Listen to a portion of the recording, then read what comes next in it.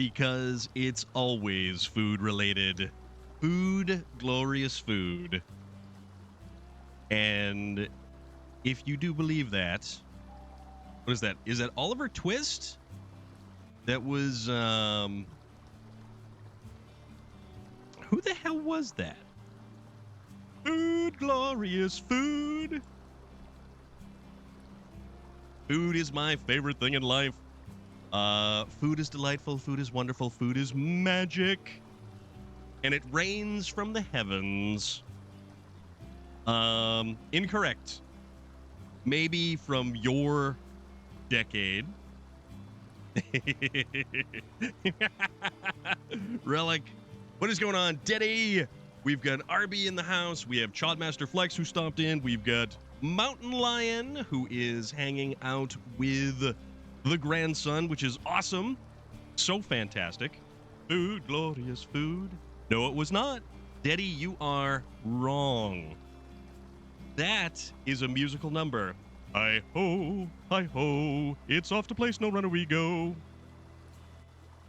Marine, what's up, dude? How are you? How is everybody? What's going on? It's Tuesday. We've got some residual cowboy hat because it's just so hard to get rid of. Because, man, I'll tell you, I have been having a really good time playing Red Dead Redemption 2. It's a phenomenal game, and I forgot just how great it was. I really honestly forgot. And I forgot how easy it was to goof up with buttons. Now, my dude, no, you gotta go dig back. This is probably a movie that is 2 to 3 times as old as you are. So,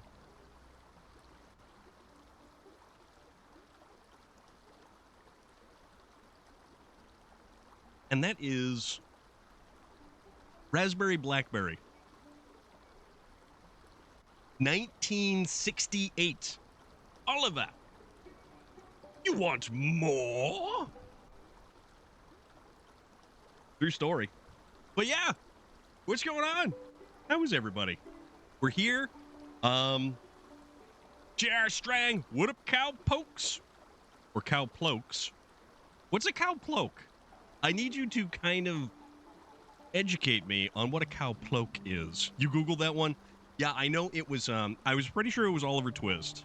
And that was, who originally wrote Oliver Twist?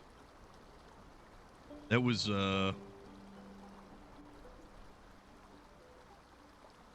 Charles Dickens. Charles Dickens.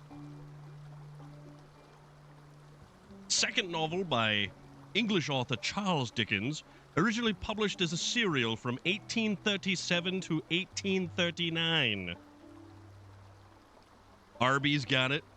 Cow plokes is cow poop jokes.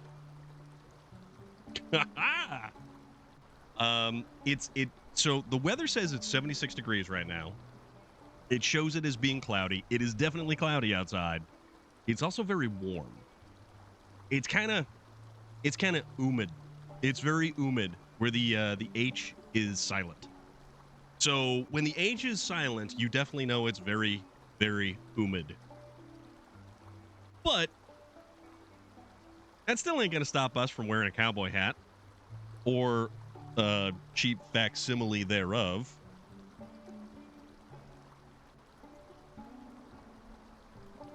All right, hopefully that didn't well, no, it doesn't look like it hiccuped. That's weird. Stormwatch, what's going on, dude? How are you doing? I hope you are well this evening. I hope you are all hooked up. Yeah. Hope you're doing good.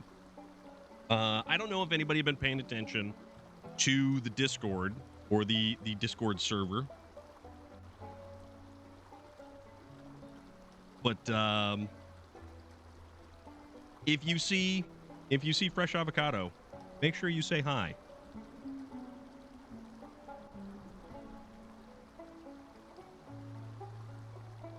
He's, got some stuff going on. Cryptid Tales. How are you doing, my friend? What is going on? How are the cats? How is your mobility scooter doing? You just make sure that, Not that we ask anything in return. Just always be appreciative. And you know what? When you have an opportunity to do so, you may not have it now. Pay it forward. Just always look for an opportunity to lend a hand. Always look for an opportunity to help out. Because it's kind of what we sort of do around here.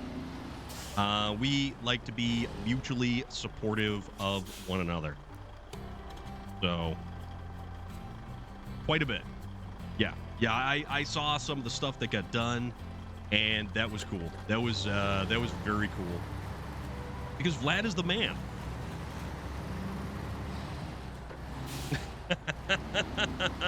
And Mountain Lion. I like to move it, move it. I like to move it, move it. I like to move it, move it. You like to move it. I like to move it, move it. Oh man, that's great. It's great. You know what? Mountain Lion. Oh crap. That was a mailbox. I'm sorry. I don't know if that's a federal offense, running over a mailbox right like that, but I wasn't paying attention. We're not going to worry about it. We're going to pretend it didn't even happen. How's that? Yeah, we don't want it. We don't want it going to Vlad's head that you know. Actually, what truck am I using? Oh, I'm using the Freightliner. That's right. Just make sure it's okay with Vlad. If it's good with Vlad, then you're good to go. Chair paced by driver. Said I was doing 10 miles an hour. Cats are angry with me for cleaning and coming and going. I'm swell. You know what, dude? That's good to hear. I am very happy about that. Yeah, just make sure it's a-okie dokie from Vlad. It's a death sentence in Canada if you run over a mailbox. Whoa. That's probably the angriest Canadian thing I think I've ever heard.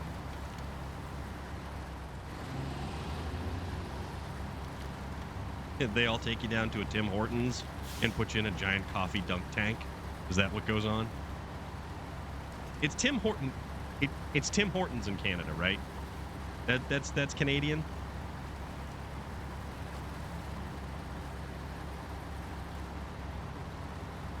I'm from New England, and I know that we have a lot of really strange places around here, but man, the rest of the country, they've got some really goofy sounding places.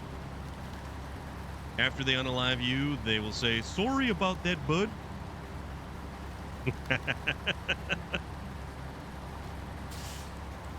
I heard that in my head as Shorzy.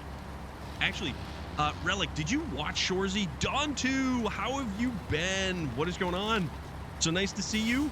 Popping on in a little early, ain't you? Certainly hope you're doing all right. Of course you did. I know you did.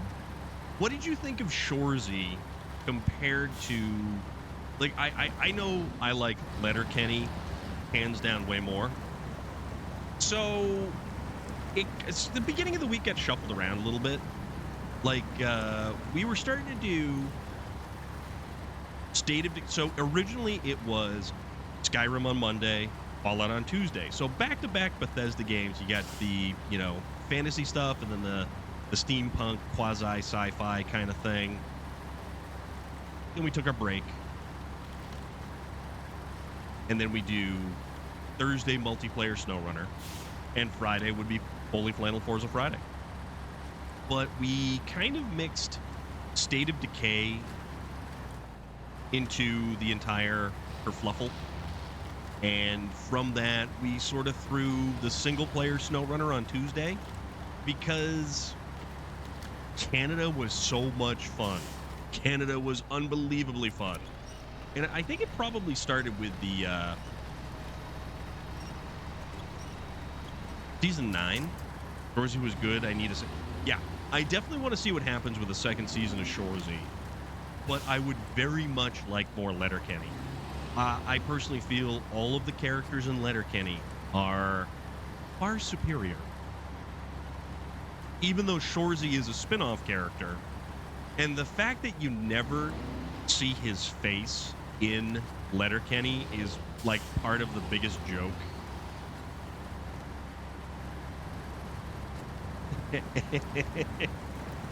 and that he just rags on the two dudes. no one does compare to Squirrely Dan. Yeah. Relic, you're my Squirrely Dan. Bam. That's what I likes about you, buds. Oh my goodness.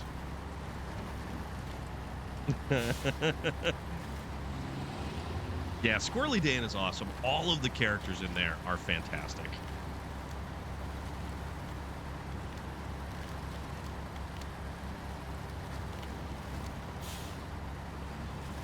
That's what I appreciate.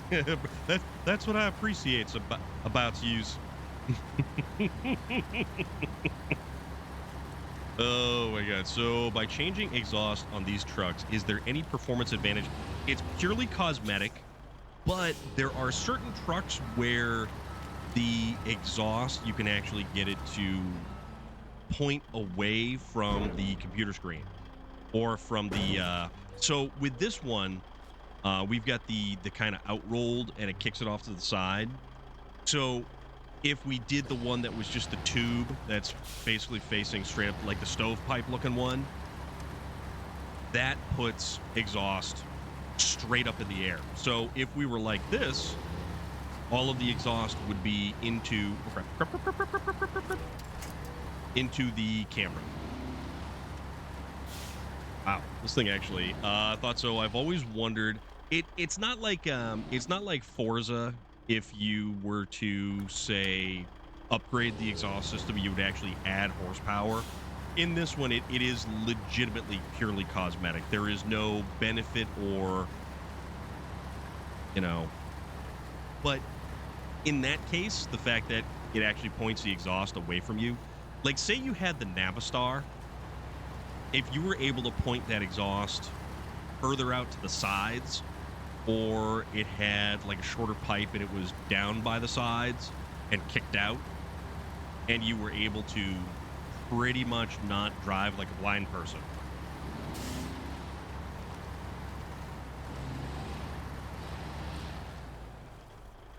Mad Max, and then moving the exhaust back to the side of my Tega. Yeah, see, that one, the Tega, I know for a fact, has either the giant stovepipe, which was the rolled exhaust, which looks cool, don't get me wrong. But if you have the one that kicks it out, it's a little bit more, it makes it user-friendly, we'll put it that way. How you doing, Mad Max? What's going on? What is the good word?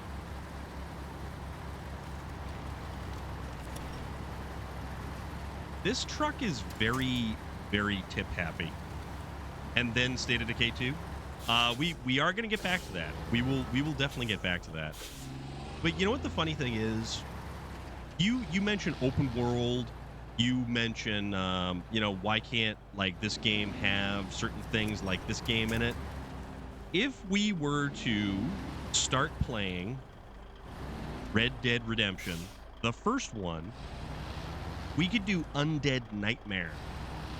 And granted, yes, I realize that's only a single player, but that is open world zombies with cowboys.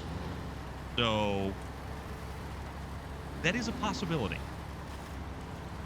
The only thing is, I think that game's like $50. Nika Fernandez, how are you today? What's going on? What's good? How is everything? I'm gonna try not to like tip over.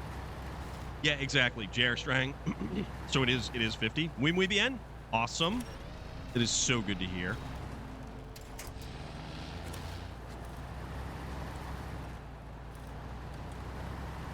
I am very good today as well. It is it is SnowRunner today. We're not at work anymore. So yeah, things are good. Things are definitely good.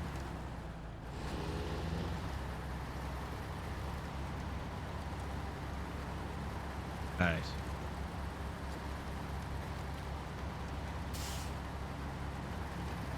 We've got our Freightliner 114 SD that we're just slowly chugging along here with. And this truck definitely, while it handles the terrain very well, the frame flexes a lot, the suspension has a lot of travel. Daddy Ash, doing good. How are you this evening? What's happening?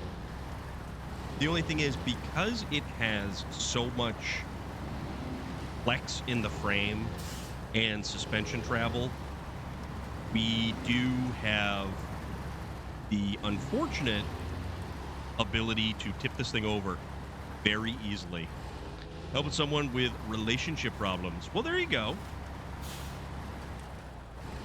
That's a good thing. Paying full price for a digital PlayStation 3 game is the dumbest thing wrong. Yeah, you know what? The fact that it's not a remaster, a really kind of, I don't think that's good business practice. I mean, yes, it puts it on the console and it allows more people to have access to the game, but not even remastering it is kind of subpar. The most realistic semi-truck game is big rigs, over-the-road racing. I believe, J.R. Strang, you may have mentioned that once before. Sylvan Ryan, what is going on? How are you this evening? Irv? No, Daddy Ash, it is a port. It is a direct port from the PlayStation 3 to the PlayStation 4, not even 5, the PlayStation 4, and the Nintendo Switch. This is Red Dead Redemption. So the one where you start off as John Marston.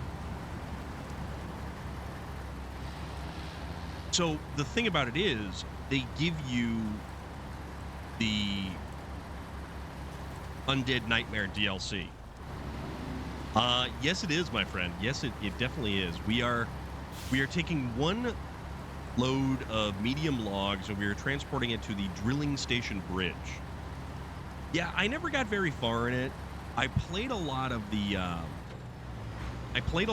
regular story mode, and I mean, it's a Rockstar game. It's a Red Dead Redemption game. It plays almost identical to Red Dead Redemption 2. I believe it's way cheaper on the Xbox store. Played it on a modded PS3, so I got it for free. There you go. Awesome. But honestly, I very much prefer Red Dead 2. Like, the story itself is just better. The story is just, it's way, way, way better. Baja Edge of Control got an HD port to the PlayStation 4, and I believe it's cheaper than when you got it on the PlayStation 3. Well, you can do you have Red Dead Online, which, yes, is the multiplayer version. All right, so we want to go over here. And I think if we go here, it's going to be very, very treacherous. Quite treacherous, as a matter of fact. And Undead Nightmare is awesome. I never completed Undead Nightmare. I will be very upfront about that. But the fact that Undead Nightmare was so damn good, and it was legitimately a top shelf, and I don't even like zombie style games. Like, even State of Decay, I was very surprised. It's probably because with State of Decay, there's more to do in it. There's more stuff that's happening with it. It's better all around.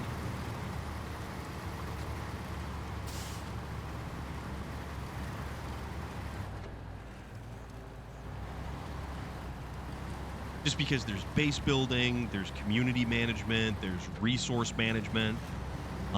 It makes for a better game. And it's not just solely focused on zombies. or killing zombies. It's not like, say, Call of Duty zombies mode, where it's just round after round after round after round, shooting zombies, shooting zombies, shooting zombies. Like, that gets boring. To me, that gets very, very boring very quickly. Loader, what's up, dude? How are you doing? What's going on?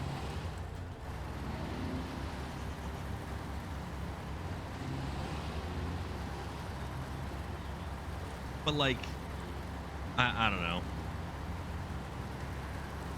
Undead Nightmare was a little bit different. Driving my HX520 in American Truck Simulator through Colorado at the moment, on my way to Bellingham in Washington.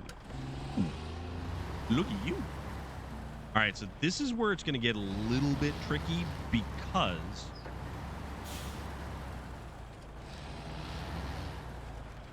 yeah, see,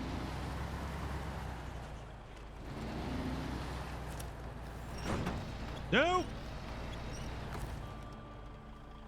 Uh-oh. There we go.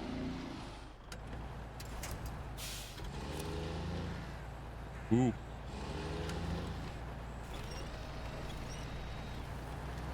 A little bit. Little bit.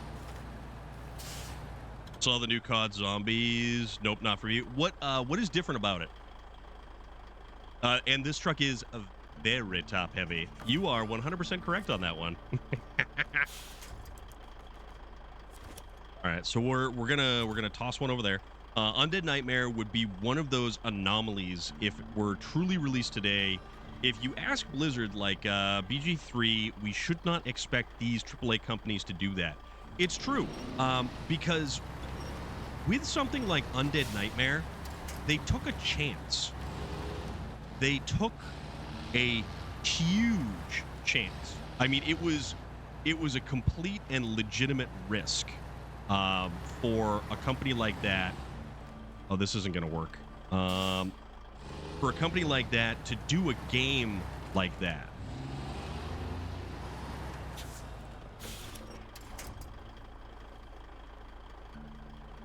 The pendulum maneuver. It looked like it's on a ship and just looks like it's more like some... Okay, so basically pretty much like every Call of Duty Zombies up until this point. Ori, what is going on? How are you doing?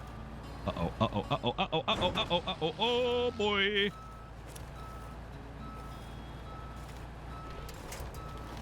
No! Install. All right. We don't have anything over this way. Nonster Buck got the angler today, now waiting till tomorrow to play. Okay. All right, so what we got to do...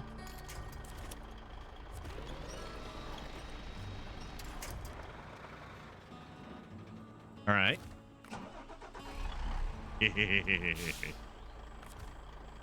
This is going to be very, very interesting.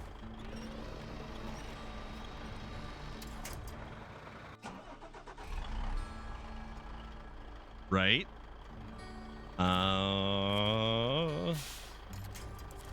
Because we're at...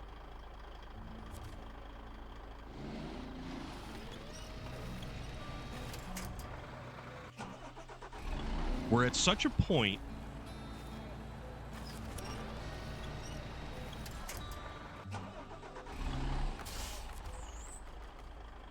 uh-oh. Oh, no, we just lost the logs. Not sure. Then they release it to my part of the country, though.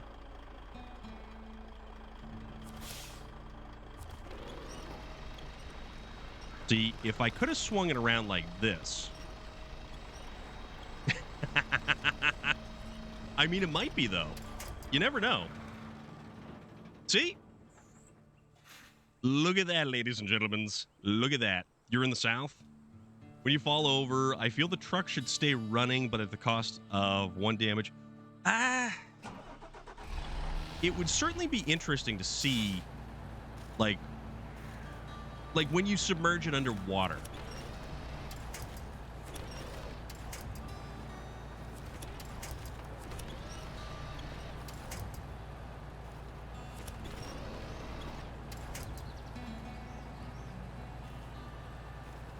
So I am going to need a crane truck, or at least with a log crane. There we go.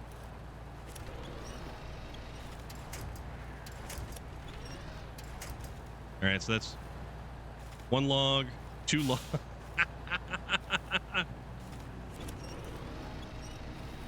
Oh, we got this. So we're just kind of stuck right in this little spot.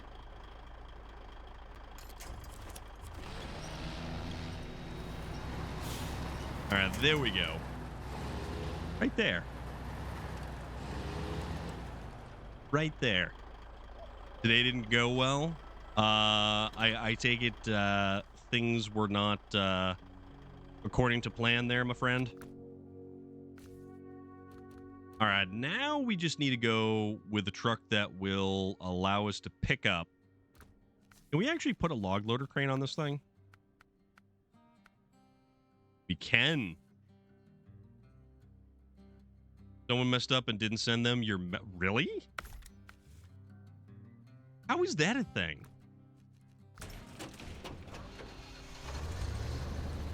So we're going to use another tippy truck to go to a tippy area and see if we can't put the rest of those logs back on that truck and see what kind of nonsense we can get into. So how far out are you scheduled again?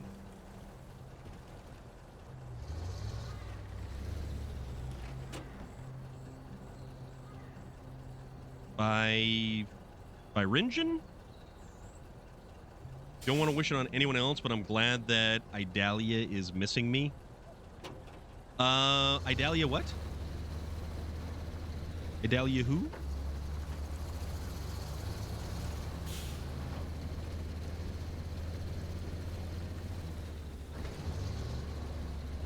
And welcome on in.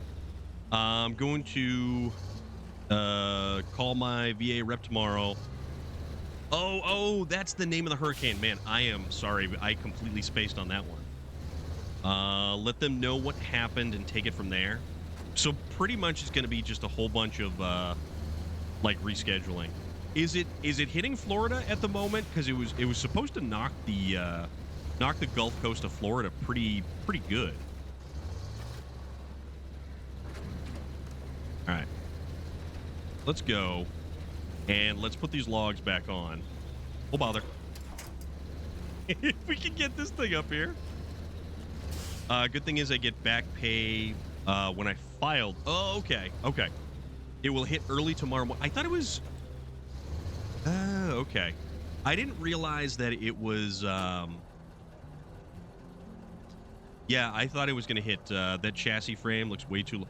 Yeah, see, that's the thing about this particular truck. It looks like you could actually use an additional axle. But the unfortunate thing is when you put a low saddle on this thing, it's aft of the rear axle, which makes the front end of the truck lift up when you've got a really heavy load on the back of it. All right, put the outriggers down. Not that they're actually going to do anything.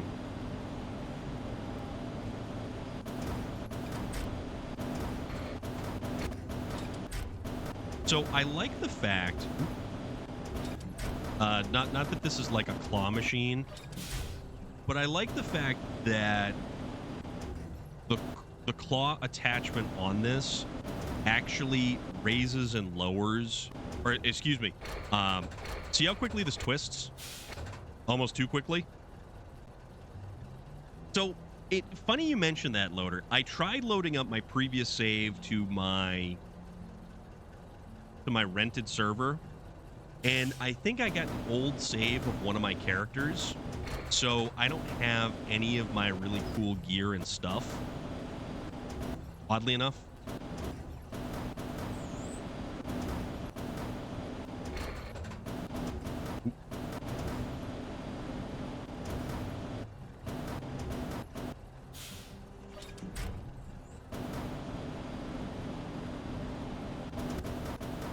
We can just kind of...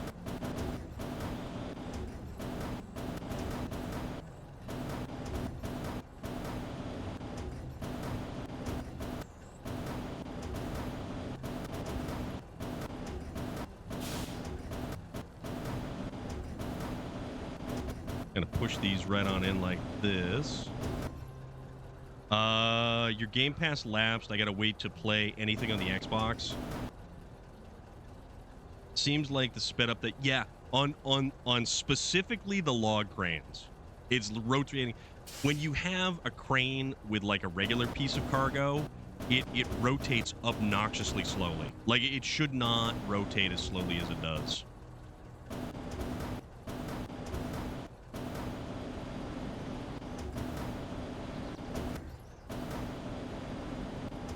Got to make sure that this is as far in, because if it's not in far enough, it'll actually not allow it to pack the cargo. Logs are very tricky when it comes to packing cargo. They made a setting in the world modifiers where you can set it to let metal, ore, and bars, really, because that's kind of huge. That's actually kind of huge. But, like, I had a character, and I loaded in, and I'm missing basically everything my character... it's like it rolled it back to a previous save game. So I wonder if I should actually load it on my... try it on my Xbox, basically.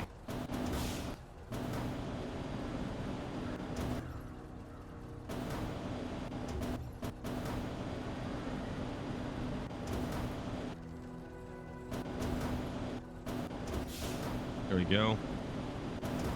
And just, you know.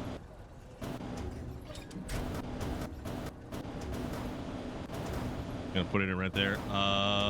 It should be cloud saving, yeah. But I don't know. I'll figure it out.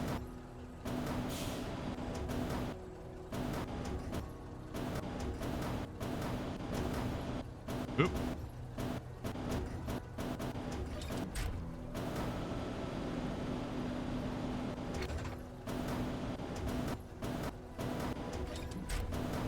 All right, let's see if that works. Infamous Blue Phoenix. What is going on? How are you doing? Who else plays Valheim? Anybody else play Valheim? I know, Loader, you do. All right, let's see if this... look at that. Look at that. Now we need to try to get over these little handful of rocks right here. They even have a creative type setting now where you can just build anything with no materials. Okay. You know, a streamer who plays it daily. Finowin is a huge Valheim player. Finowin plays a ton of Valheim. I never streamed it, but I did played a decent amount. I actually rented a server. The only thing that's unfortunate is you can only do up to 10 people, and there were several times where we had maximum capacity on the server. I've seen Final Destination too many times for this. Oh, yeah. Oh, yeah. This is the wrong truck to be using for medium logs. Like, this thing is so top-heavy. Like, if I just started twitching it back and forth, it would actually probably get ready to just dump right over.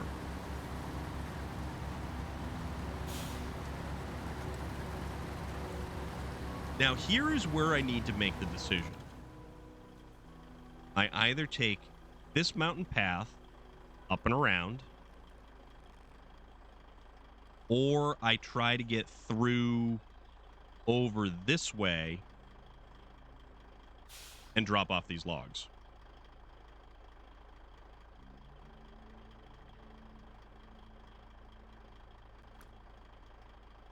Why don't we live a little? Let's go for the mountain pass, shall we? I'm gonna have to start drinking a cup of iced Death Wish before bed now. I slept so good last night. Went right to sleep. There you go.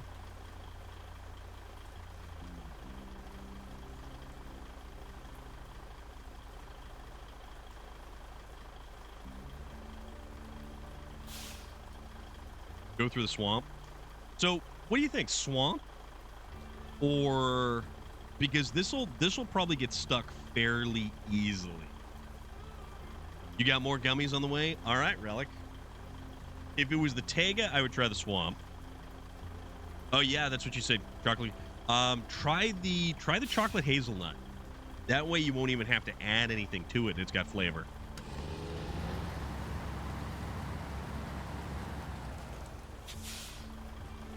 Let's say if you are in a car behind a log trailer, stay at least 1/3 of a mile behind it. You're holding all those long logs with a single line. Final destination. Oh yeah.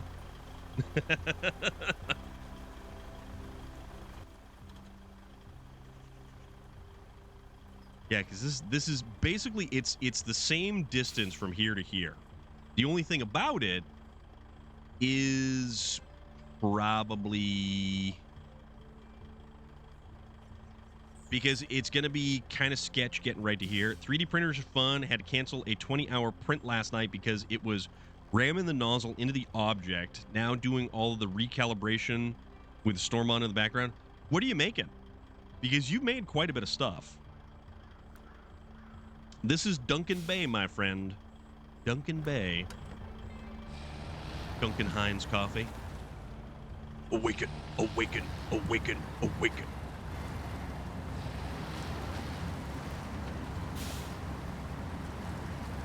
I think if I go up this way, it gets kind of dodgy as well. But you know what? I haven't been up this way in a little while. Why don't we see what kind of magic we can make happen? Or not make happen. I was printing a Fallout mini nuke to use as a paintbrush pot. Dude, that is a genius idea. That is awesome. That is wicked awesome.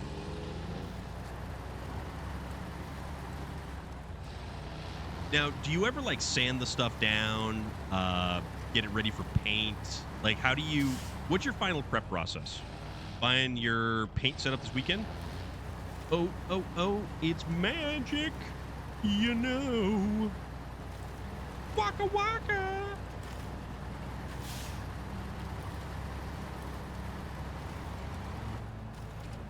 Yeah, this truck does not have a lot of grunt to get up this stuff. Also a great band. We just need more money, Arthur. Oh, we do, because Dutch has a plan.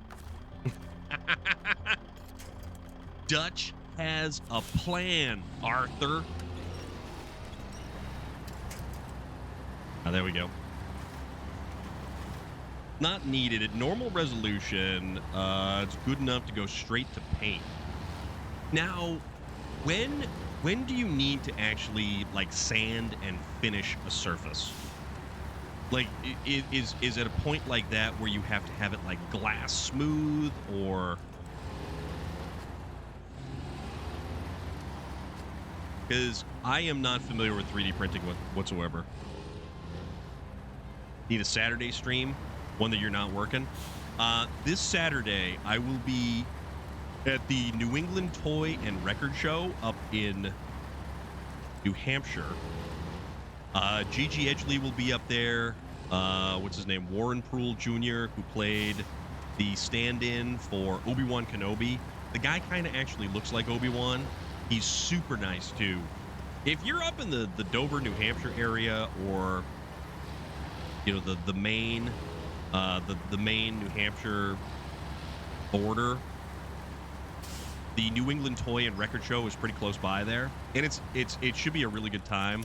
The guy who runs the show is a pretty stand-up dude, very nice guy.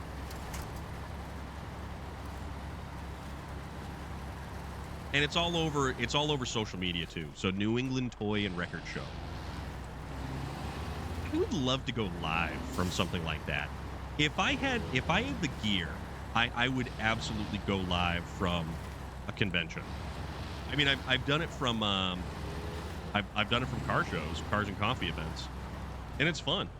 I don't think I'll need to sand anything I'm making. Normal or fine print layers for Warhammer scale scenery. You can hardly make out the lines. Okay.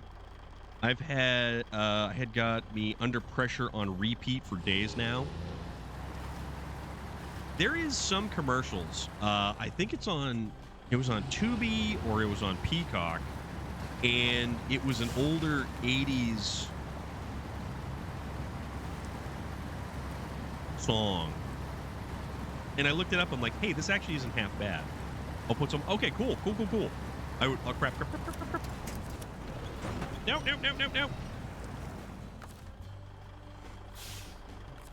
Catch the winch. Yeah.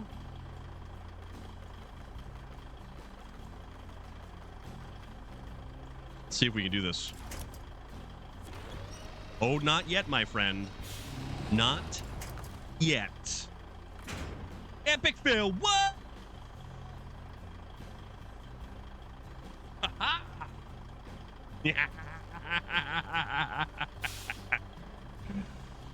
Oh, yeah. Oh, yeah. How do you like me now?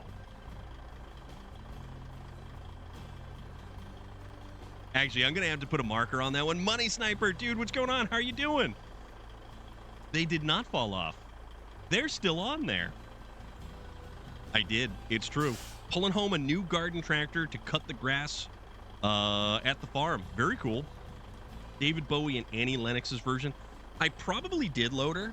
Honestly, one of my favorite versions, what is it? Heroes by Motorhead. So Heroes sung by Lemmy. It's weird being here, not on a Friday. Well, you know what? Welcome on in, dude. It's good to have you here. They're not ropes, my friend. They're straps. Look at these things. See? Ratchet straps. We have ratchet straps holding down our load of logs. Oh, my goodness. This is the dumbest idea ever. Or the most awesome, one or the other. Same difference. Your old $50 lawn tractor decided the connecting rod was optional and a hole in the block was not. You and your stupid rope. That, okay, so the opening shot of that movie, the song that plays, what is the name of that song, Relic? And you just get kind of the instrumental when that movie opens. And if you don't know the movie that I'm talking about, we are discussing the Boondock Saints. That's not going anywhere. Every man after situating ratchet straps. Was that shipping up to Boston? No. What's that? Hold on.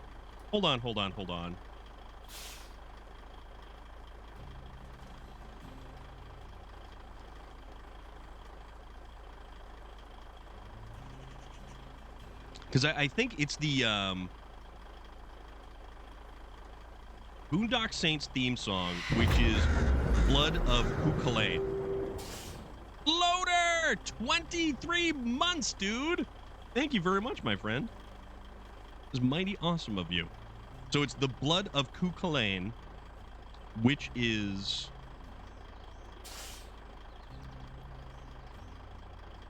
the opening song.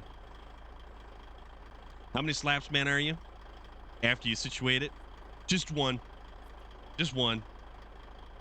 But no, I know the one that you are in fact talking about. When I was doing security for roller derby, one of the Boston Boston Roller Derby League or whatever their name was, they come out to shipping out to Boston. And it's like, okay, we get it. Boston, Boston, all right. Okay. I was literally just mowing light grass this morning. Checked the oil before I started, and it was full. It blew up. Checked the oil again, and it was empty, and no oil spilled when it blew, so no idea what happened. Don't think it burned any oil because it wasn't smoke, and it had the traditional cloud of blue smoke when I started coal, but it never smoked after that. So it's funny you mention that. I had it was like a 5-horsepower Briggs & Stratton engine on the back of a go-kart, and this was years back. Fired it up, let it run. All of a sudden, the thing starts knocking around like a jackhammer, and then just completely seized up. Had plenty of oil and everything. Just decided that La Cucaracha was going to be played inside the crankcase with the connecting rod.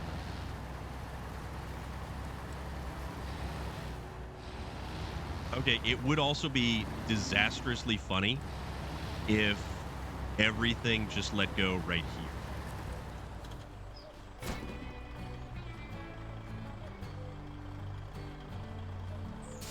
We did it. That was awesome. I do believe that was quite effective. Insta bridge, indeed. There's actually some really cool this game cheats. Nah. Nah. Ah. It just operates on video game logic. Or as realistic as the physics engine tends to be, it still operates on video game logic.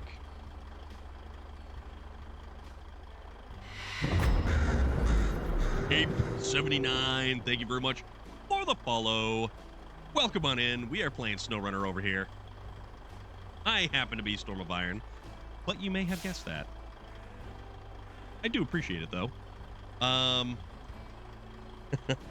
You had a 5 horsepower flathead on an old air compressor. Something in the carburetor broke. It went full throttle and then somehow overfueled itself and completely vapor locked. That wasn't run to empty out. Oh, okay. All right, so I don't know. Do we repair this thing? I don't remember if we repaired that thing or not. Let's go see if we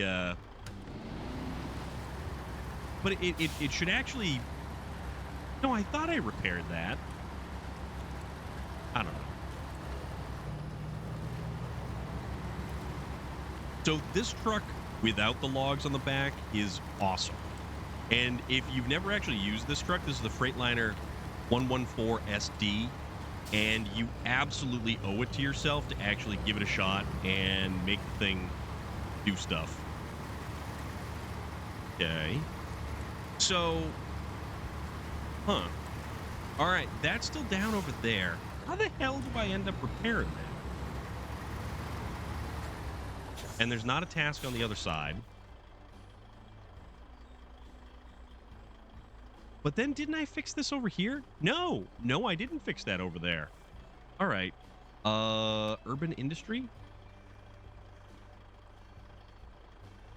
So consumables and wooden planks delivered to the warehouse. We could do that. That gives us warehouse access. Fuel for law enforcement. You love SnowRunner? Dude, I absolutely love SnowRunner. This is hands down one of my favorite games. That's what they called me for. I mean, you know, things happen. So Uncle Fishmore. Don't need to do that one. Stormy water. Oh, restoring communication. What's this one? Delivered to the communication tower in North Peak National Park. Forestry business. Delivered to the sawmill. 2 medium logs to the sawmill. That's easy. Town requests. Delivered to the cargo station. 4 wooden planks to the cargo station. You know what? Let's do that one. Let's do that one. I don't know what actually opens up this one. That's the peculiar part.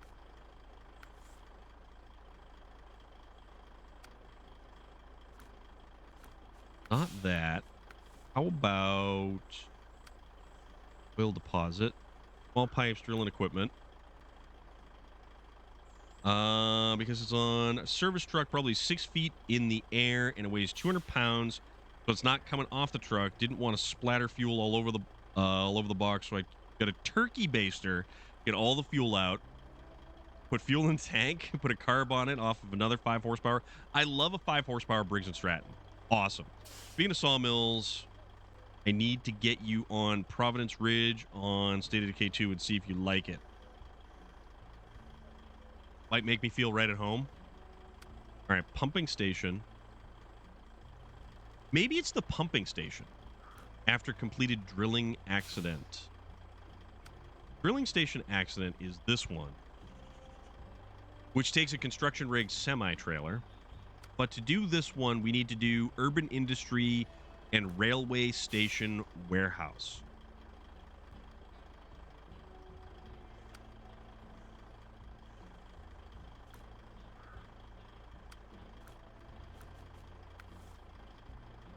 All right, so basically, actually, we need this one. Province Ridge is a logging town map complete with mountains and a secret melee weapon. I bought an old compression gauge and used the gauge to find tank.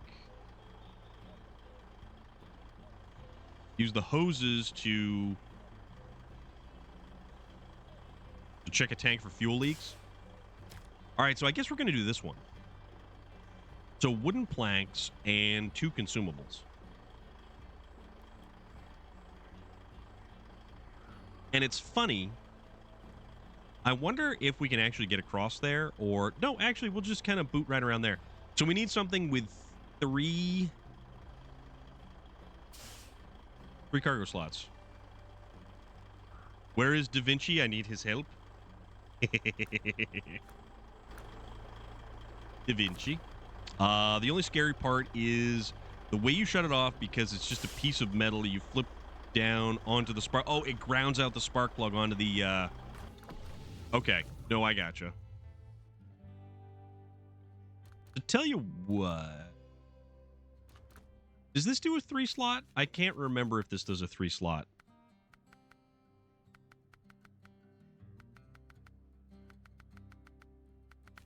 No, you know what we'll do? You know what we'll do? I know exactly what we'll do. You put it in plug holes, then turn over to pump it into the extra tank.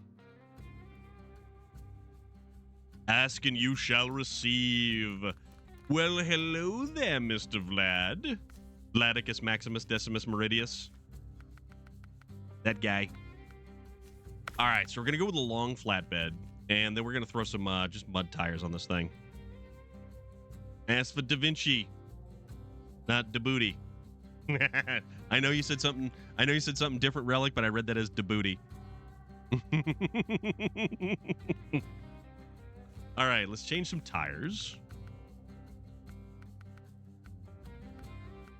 About those buggers are some pretty aggressive. Had a few Nikes that had to use when not getting full spark and flooding out. Shocking experience. Yeah, so basically a lot of time it would have a rubber boot over the spark plug at the end of it where the spark plug wire would attach to, and the off thing basically just had a spike on it which would go through the rubber boot, and you just go boop.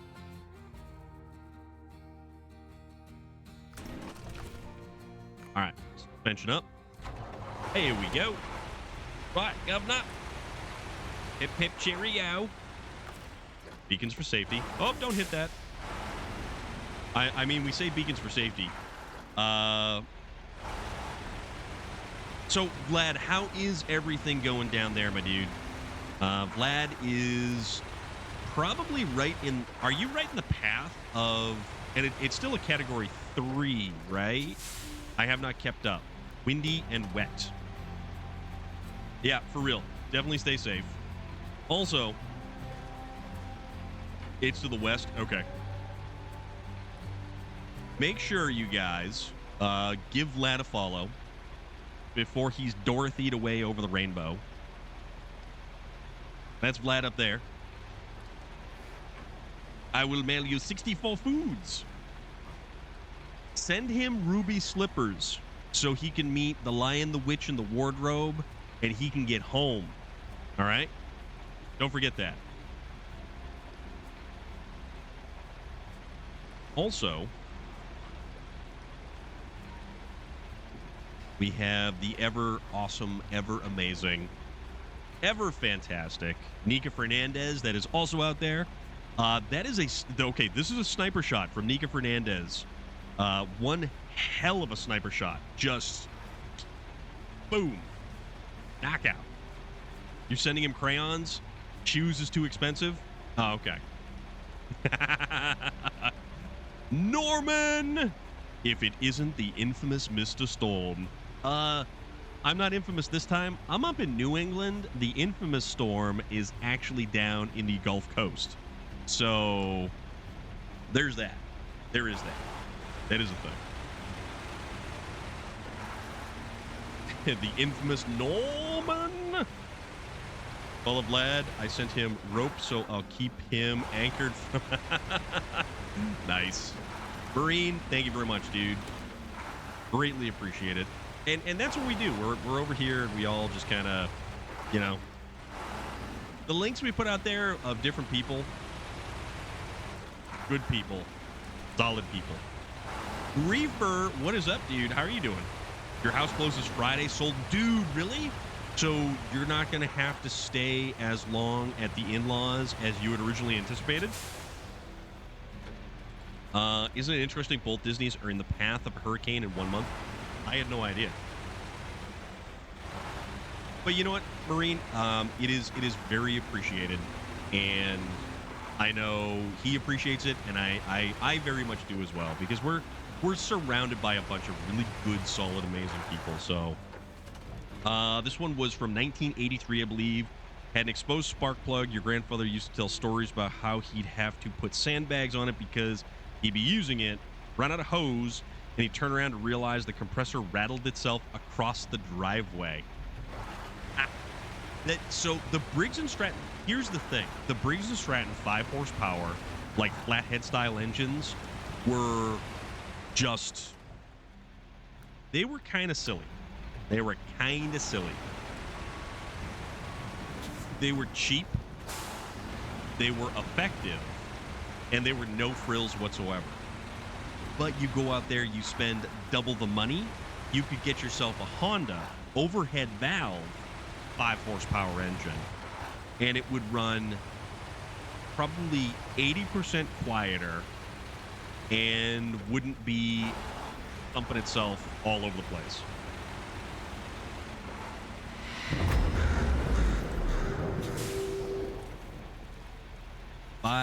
By Rinjin, thank you very much for that follow. You appreciate it.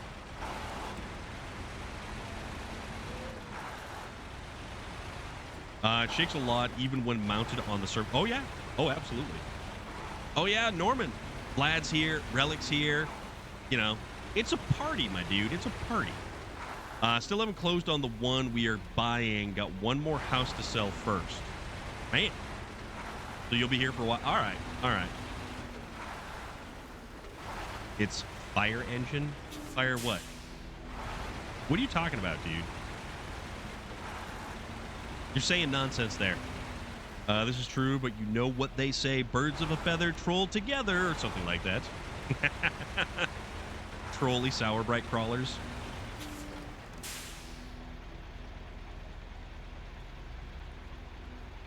Oh, it is. Well, hot dog, dude. You got it. You nailed it. You nailed it on the spot right there. Well, alrighty then. I have been corrected. And yet again, don't let it go to Vlad's head. Or you can go down to the local Harbor Freight, buy a 212cc Predator 6.5 horsepower engine for $200. Tried doing my grass today, and now I hurt my... Oh, you okay? Yeah, dude, Norman, super excited for you, man. I am so over the moon thrilled for you, dude, because that new house, that new property, you are all hooked up. That is a beautiful looking location. All right, so we need 2 consumables and a grand total of 1 wooden plank. Just 1. Got ice on it, but okay, other than that, yeah. That sucks. Either way, that's a bummer. Saw someone turbo a Predator engine, and I was like, that is a need, not a want. Any of you guys make it down, we will have a spare bedroom. Ah, dude, that's awesome. That is way too cool. I've never been... Okay, well, you know what? There we go again. I've never been to Texas. I've never been really any place further west than western Pennsylvania. And the only time I've been on a plane was to Atlanta, Georgia. So, although anybody up in Ohio, I believe AKC is coming around. Speaking of locations that we're going, I have a riding mower, but ran out of gas, had to push it to a barn. Gotcha. We gotta go. up over across a bridge, down, and then we go back to the warehouse.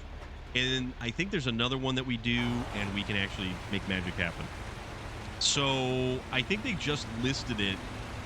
You hate Ohio? I don't think you're the only one. New Hampshire has AKC coming around, and I think they have a show in Texas as well. Ohio hates Yinzes. Ohio no. You know what? All we need is 216 in here, and maybe even Melissa Headcase, but that's neither here nor there.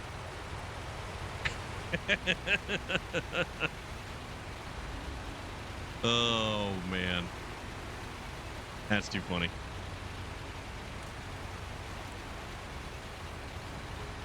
All right, so we go over here, we take a left, we go down there, we get the wooden planks from the lumber mill, head back up to the warehouse, and bing, bang, boom. Waka, waka. Move right along.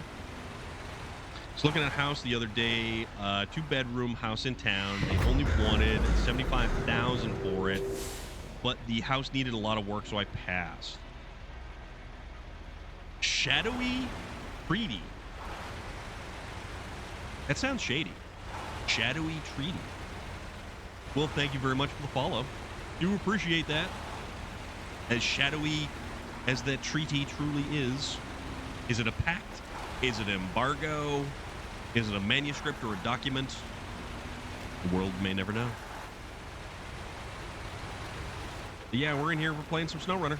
Having a grand old time. Relic is a Buckeye, but calls me War Eagle because I'm a roll tider. I thought that said troll rider. Vlad is a troll rider. Vlad is a troll rider. No, it's you.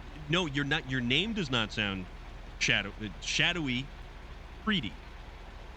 Like shadowy, like you're working in the shadows, behind the scenes, subterfuge, that kind of thing.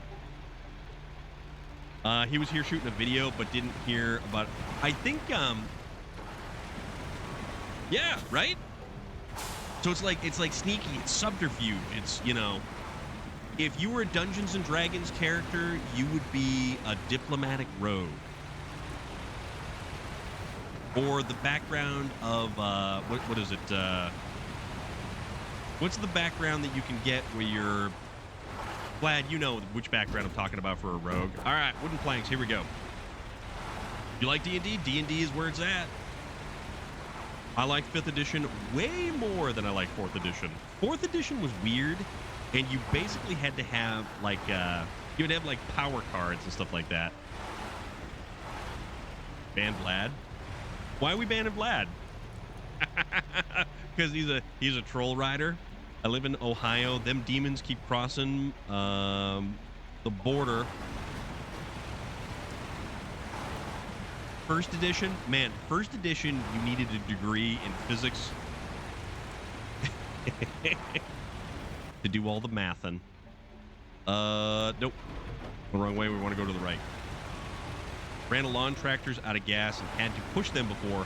Ran Dad's John Deere 400 out of gas and just left it there for the night because it was 13. You were home, 13 home alone, couldn't push 1,000 pounds back to the garage. That would make sense. Do I play Farming Sim? I played Farming Sim 2020. Was it 2022 or 2023? It might have been 22. It wasn't bad, but anytime you would drive the vehicles down the road, and it just kind of, I don't know, the physics engine of that 22. Okay, Tractor Man knows. Thank you very much. Still have all my original books for D&D. Were you in a gaming group with Gary Gygax? Loader? The awesome Loader played some 1st edition back in the day. The, what was it, the Red Book? Push Hummers, so riding a lawnmower wasn't a biggie. Yeah, there is that. That's a thing. Farming Sim, like, it was... I think the bigger thing to Farming Sim is if you're on PC and you have, like, a large amount of mods loaded in for Farming Sim. You have the red and the blue book. Okay. Yeah, I know these things. You think I don't know these things, but I know these things. Not because I'm, say, as much of an antique as certain other individuals, but I just know things. PC is better for Farm Simulator because there's more modding support. Yes, exactly. Steering needs to be fixed. I like this game because of the terrain physics, because how the vehicles go across the landscape. Suspension is a thing. It's a lot. The game has a better feel for me. And it's not to say that Farming Simulator doesn't have its benefits or its high points. I mean, there is an absurd amount of stuff to do in that game. Like, legitimately an absurd amount of stuff to do. This I like because it's, even though it's, you know, you'd think that it's somewhat daunting, it's kind of not. Fairly straightforward. Oh yeah, we get a Discord. That's the advertisement for the Discord right there. I was just pushing and forgot I had ankle surgery. Yeah, you probably don't want to do that. All right, what do we got here? There we go. Okay. When pros are at work, it always shows. This is what I call a job well done. Well, get some ice on that, dude. Take care of yourself. This is large pipe. Cargo containers, small pipes. Oh, so this is where we get all this stuff. Not good juju? All right. And there it is. Okay. So pipe replacement up here, it's going to be two large pipes. So that's going to be two large pipes for that. We can either make 2 trips or we use... I think we're going to do a thing. 4th ankle surgery. How, what'd you do to your ankle, initially? And why do you have to have so many ankle surgeries? Just out of, and if you don't want to get into it, that's totally okay too. All right, so we're going to find something that we can use the high saddle with, because I have an idea. Wish Farm Sim had more older equipment, smaller equipment, and more American-style base game equipment. Not just the European counterpart. They do up to look... Oh, that's right, Tractor Man. You were talking about that. Okay. Understandable. Understandable. I don't want that. Although I could use that. I don't think that gets a high saddle. Does this get a high saddle? It might. Let's see if this does a high saddle. I can't remember. It does do a high saddle. That's right.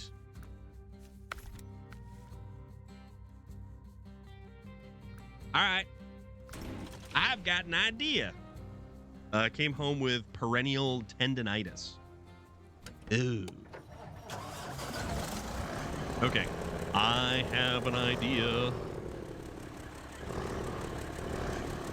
We gotta get around the corner first. The tendon ripped, then fixed that, then 3 surgeries to try and fuse the lower joint.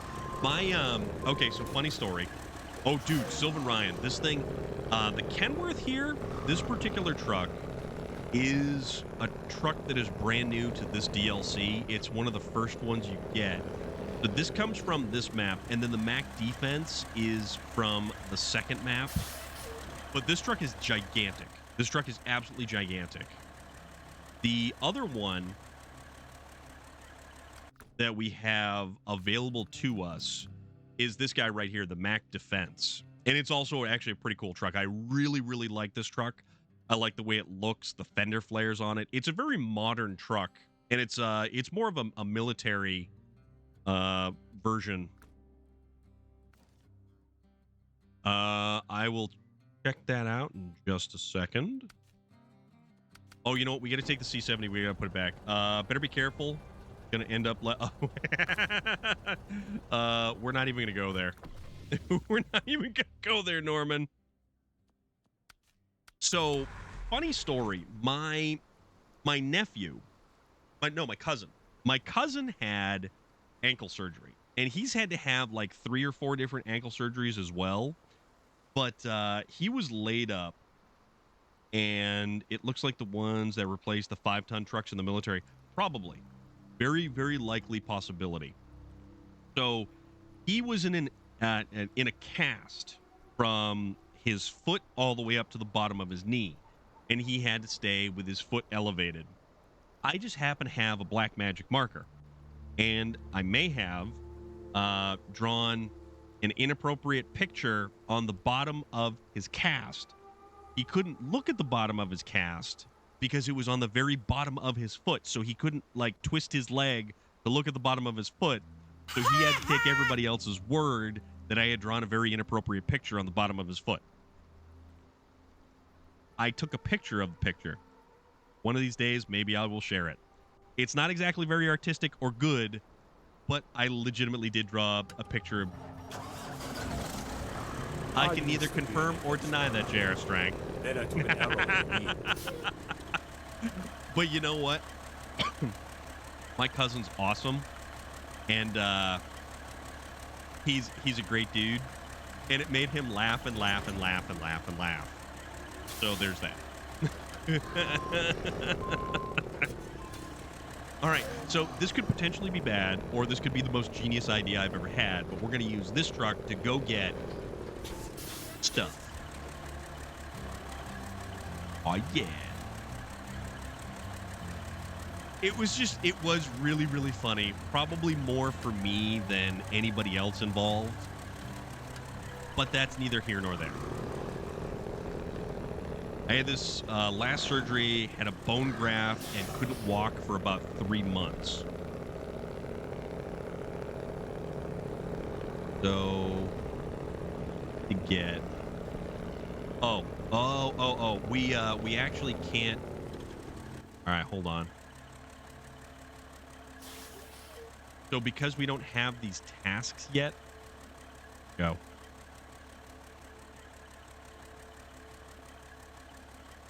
Here it is. It gave way and pipe replacement. So we don't have these yet. Kind of guy to look at all equipment and pick apart the things that don't make sense, and they shouldn't be there when it turns to the American counterparts.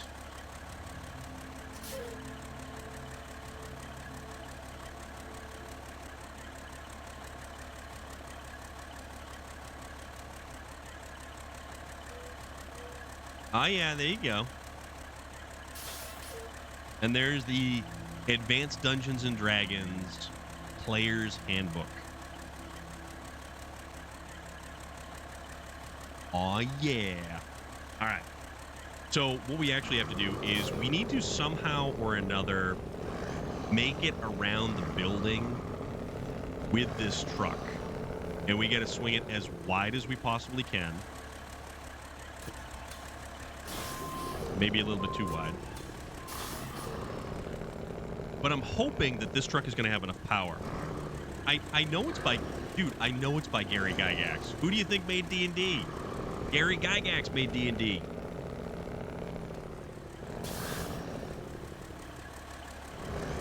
Alright. So we're going to try to...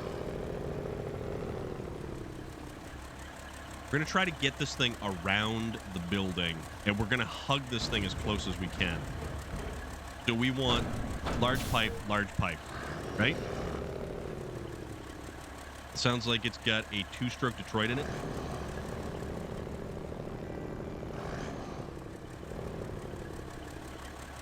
It's got a very burbly engine, like a very, very burbly engine.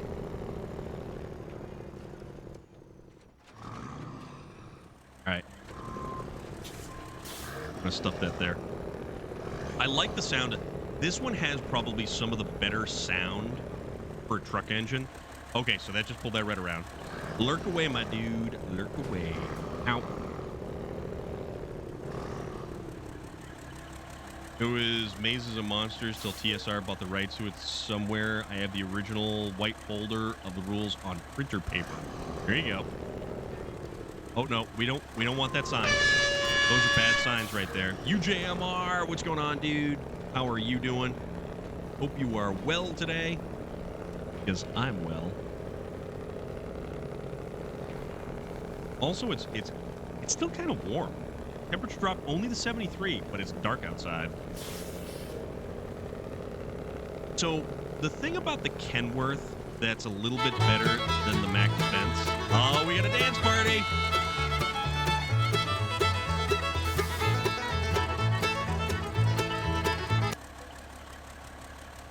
Yeah, your little dudes just kind of dancing away over there. That's what we do. Oh, it's so funny. So funny.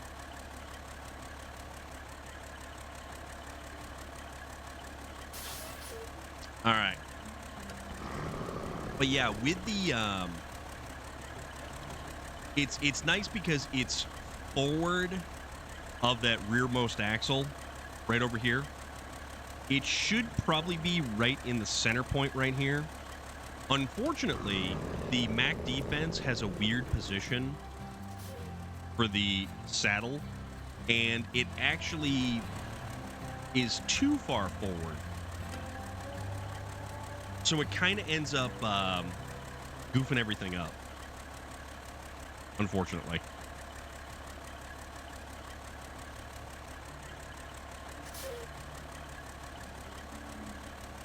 Good. That's some right good stuff right there.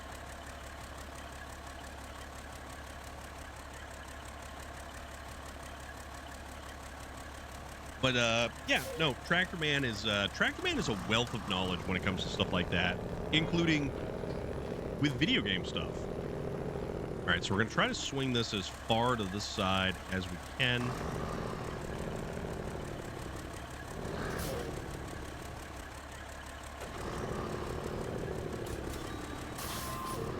So we can at least try to get this thing around the building right here.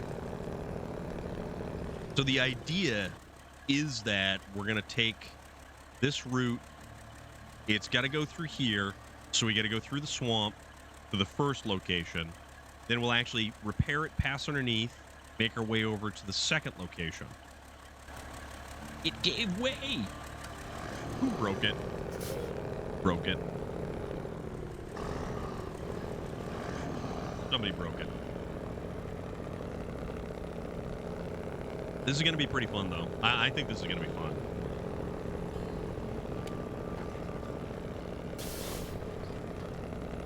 This thing is slower than dirt, but you know what? It's okay, as long as it gets us there.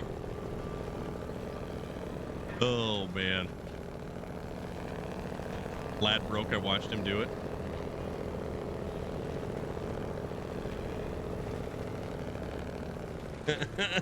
You guys seen him do it. Also, I may have helped him. All right, so Vlad broke it, but he did it with the help of Relic. All right, so I may have inadvertently swung too close with that. All right, oddly enough, we're still getting this thing around.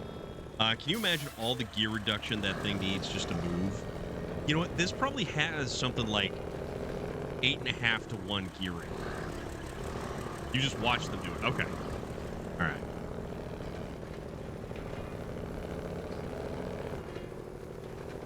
But then you have to figure in the size of the differentials on these things are massive. Oh, boy. Oh, boy. You're kind of an issue right here, boss. Might have cheered. Oh, you might have cheered them on. Okay. All right. Oh, okay. Actually, it's... Oh, this is perfect. All right. So it's actually...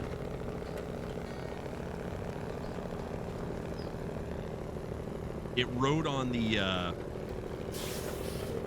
guardrail there. That kind of worked. I was just about to hit send on he totally didn't cheer us on. You guys are great. You know that, right? You guys are just way too funny. So, The interesting thing is this is a task that would probably be better suited for a smaller truck with, say, semi-trailer, like a semi-5 slot and a low saddle. But we're going to make it interesting. We're going to do it in one solid just go through. So we're going to have both of the large pipes, which I know from actually having previously done this on other people's games. That's what we need to do this. So we don't actually have to run out there to discover the task, figure out what we need, and then do the task.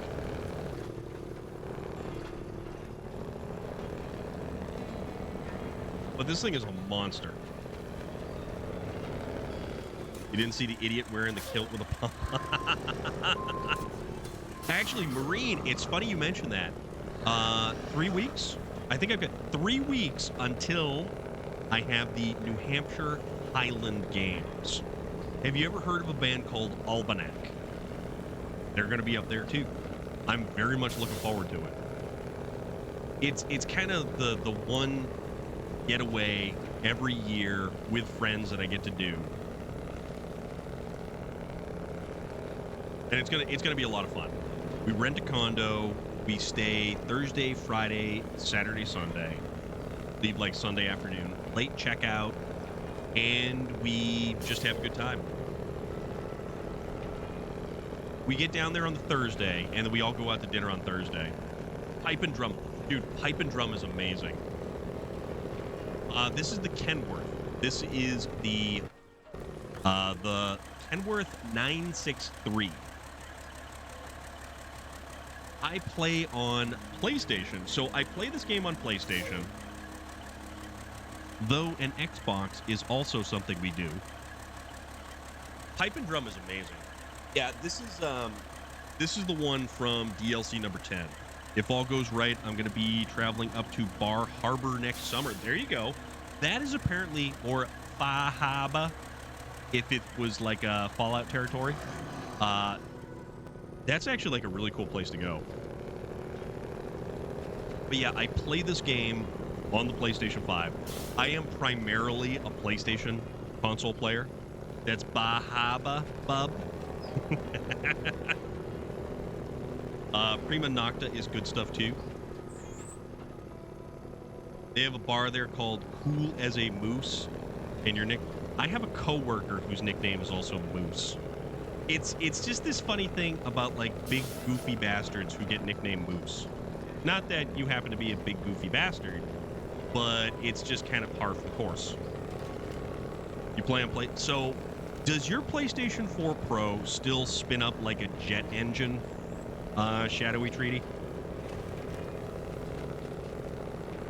I originally played this on my PlayStation 4 Pro, and I was over the moon when they made this available for a free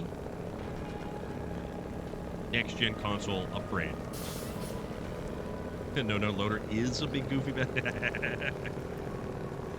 Oh, that's too funny. All right, so now we're in the swamp, so now we got to get through the mud. So that was one of those things that my PlayStation had done, is when you would start playing this game in certain areas, it would just sound like a jet engine. Like the fan inside would just spin up like crazy.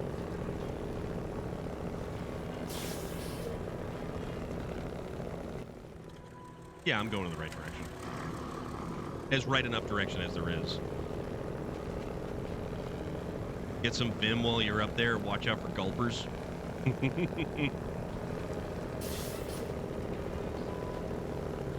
Just give you a box of crayons. You'll be happy.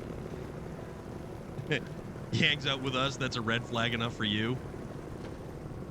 All right, so we are slightly stuck. No, don't go backwards. Go forward.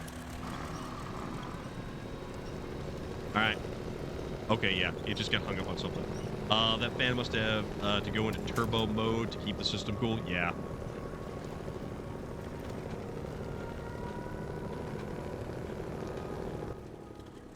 So we need.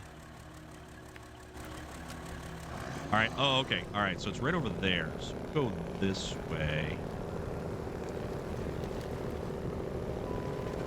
Yeah, there's like muddy tracks all over the place. And as long as we can make it on through, they have an 8 terabyte M2 drive. Yeah, but it only matters if I'd actually buy the thing. Lightly stuck is like being half pregnant. What? Oh my god, I can't imagine what you're gonna come out with.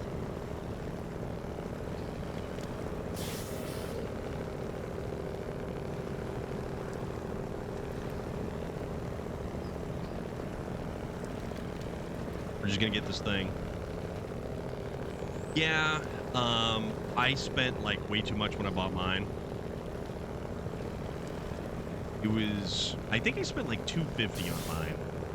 And I don't want to go through the hassle of having to swap everything over. Because they don't actually have, well, I mean, I guess I could plug in a USB drive and that would take forever to transfer stuff over. But realistically, what I'd have to do is start juggling a considerable amount of stuff.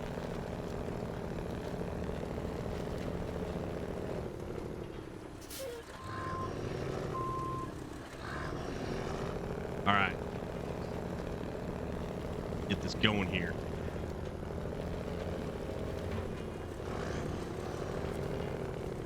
All right. Accept. Start tracking. And then cargo management, unload. There we go. Pipe replacement. The order is complete. You get your hard-earned cash, which is 6,450 credits. Whoopie-doo! All right, on to the next one, which. All right, so we gotta kind of hang this corner. And this is going to be interesting right here, I think.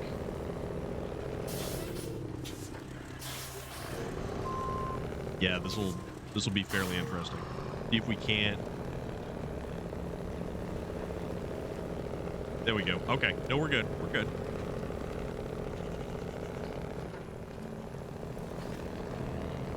And now we are actually one pipe lighter, so. I mean, yeah, I'd like to get a multi-terabyte upgrade, and then I really wouldn't have to worry about space and storage issues on this thing, but, and what can you do, you know? I just have to worry about,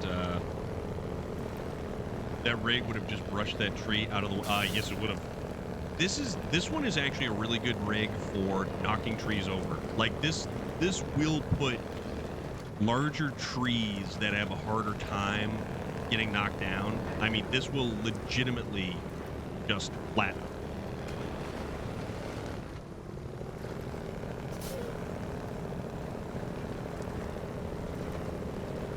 Like a pump house right here.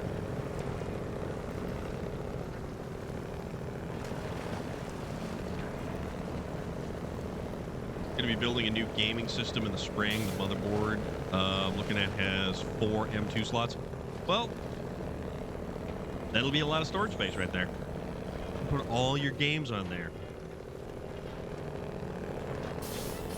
Me, my PlayStation has 1 slot and my Xbox has 1 cart. So the Xbox is different. It operates on a cartridge. It's still like an expansion slot. But it's oh crap. Oh crap. Wow, I didn't think this thing could actually like fall over. Printers all sorted. Discovered one of the print cores was damaged and was not retracting properly. Why it was messing up yesterday. That core is now in the bin. So this is going to be unusual. Oh yeah, I tipped it. You darn right I tipped it. So now, a big issue like that is going to require a rather large recovery vehicle. It's going to be interesting to see what we can do. So, big deserves big. Oh, wait a minute. So here's the thing. That's got a lot of power. Pro tip: don't tip yourself in SnowRunner. You mean with cash or with credit?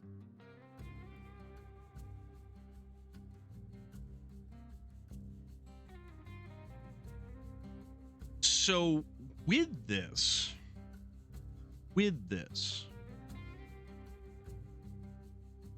I'm kind of thinking I'm willing to try it. It's either we're going to do this or we're going to do the Zix 612.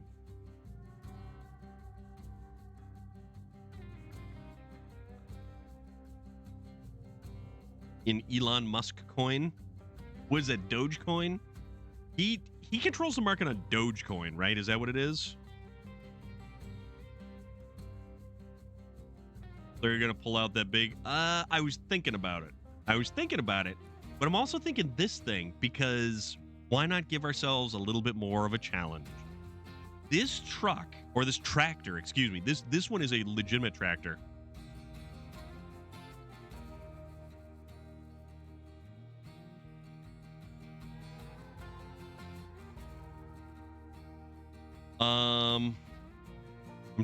I'm thinking. No, actually, Loader, I want to be able to actually put the truck back on all four tires and not just spin my tires and pop my winch loose. So I'm thinking we are gonna do this guy right here. The other option that I do have, and it's not even gonna be the Zix 605. I ain't into nonsense. So it's funny. The whole concept of cryptocurrency and how much of kind of a scam it is. The little Dawn car. Yeah, I know, right? See, not even the collabs aren't even good. Like, the power to weight rating on these things is an A. And it's meh. That's another 605. Like, this thing, it's useless. Even though it's a big vehicle, it's basically useless. Is it all the way down the bottom? It might be all the way down the bottom. I think it's all the way down the bottom. There it is. So this guy right here. We could theoretically use this and just put the giant crane on it. I don't know if the giant crane will actually lift anything, but it... Oh, wait, no, we have to have... Oh, we have to have a crane. We actually have to have a crane. You know why we have to have a crane? Because we have to put the pipe back on the trailer. That's why we have to have a crane. So we can't actually use this thing. You redid your P16 mods last night. Now I have my proper favorite vehicle back. Oh, really? What'd you end up doing to it? Yeah, we can't... All right, I got to go all the way back down the bottom again.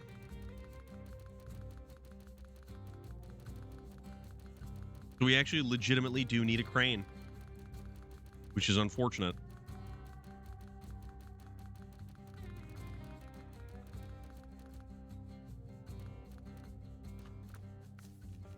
And this will probably be the first time... I've never used this other crane before. Oh, it's all the way up top. Okay. This crane. So the LK2 and what? Heavy duty crane for extreme heights.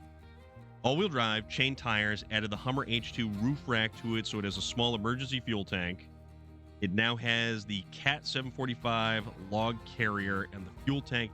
Oh, that's cool. Actually, that's a huge step in the right direction. So this is the first time I've ever used this crane, and here's the thing about it. Actually, let's go back into frame add-ons.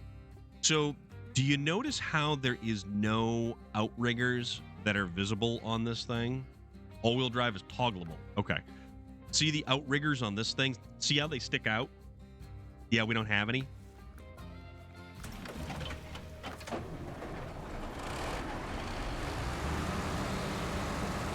Oh, I know it does. But the thing that I'm saying, and I'm just about to show you. See those?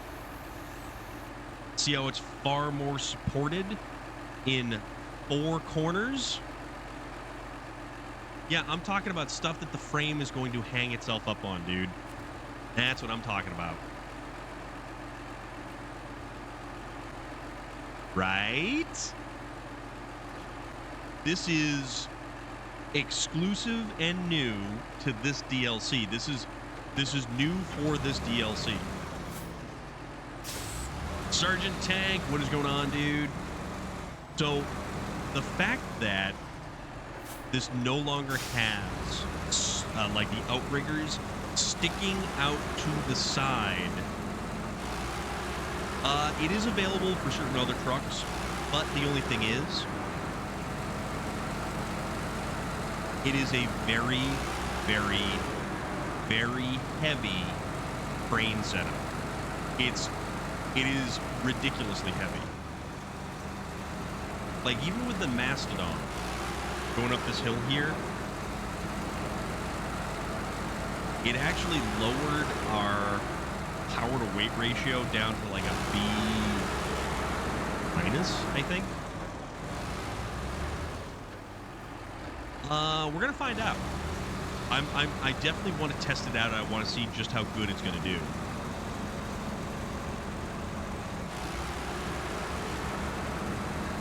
Doing the going to game now to put that on my new favorite crane truck. Do you have the 612? The DLC truck, RB?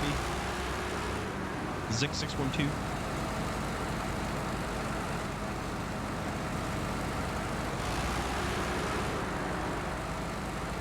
I did buy this truck because I couldn't resist it.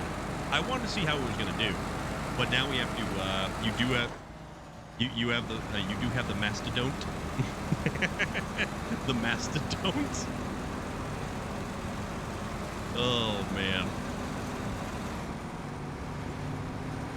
See, here's the thing.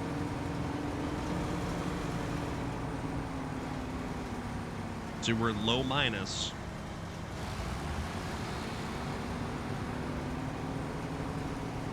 And it's struggling, right? We're going to give it a little bit of a helping hand. That's how much this thing, which we had dual tandems on the rear, like tandem trailers.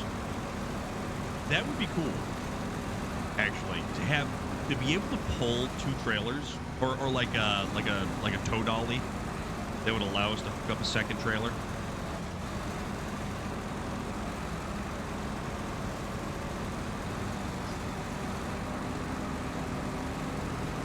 We basically need to keep momentum.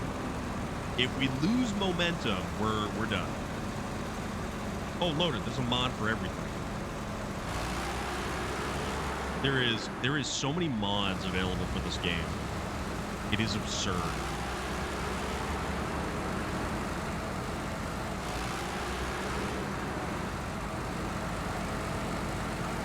Oh yeah, beacons for safety. Can't forget that. Right.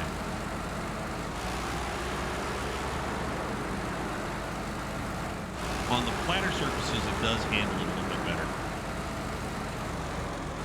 Or duels. I don't look at them, it's so tempting. I don't look at them either, Loader, but even I know that they're there. Like, I don't even have access to 1/10 of the mods that PC players do on this.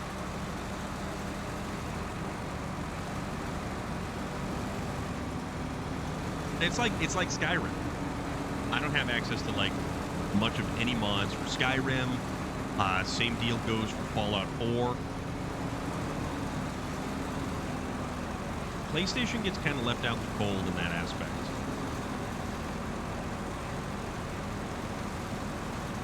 RB, this is what you do. You push down. You shoulder button over to where it says trucks. Now go through your list of trucks until it tells you exactly where your truck is located. White Valley. We've got a Western. See all these Western Star twin steers? They're all in White Valley. The Dawn is in the Institute. What, you never knew about this? This is a thing. We've got a Kirovitz in the Heartlands. Never noticed that before. Oh yeah. Oh yeah. Like this will tell you if you don't 100% an area, you can actually go to the giant list of tasks and look at all the stuff that we have check marks on that we don't. You go to the trucks, shows you where all the trucks are. The amount of time I've spent searching all the oh, dude. You are very welcome.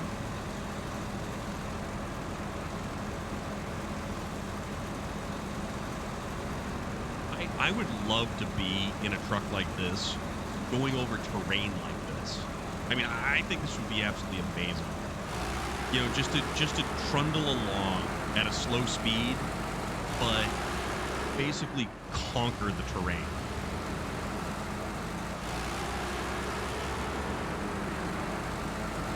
Now let's see if we can get through the mud and the swamp, though. A whole different ballgame entirely.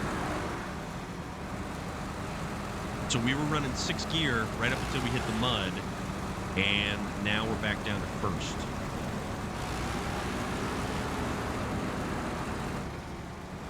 And honestly, one of the best things you can do is learn how to clutch. As you're going, you're listening to the engine as it revs up, and you kind of know when it's struggling and when it's ready to upshift, so you can just tap shift.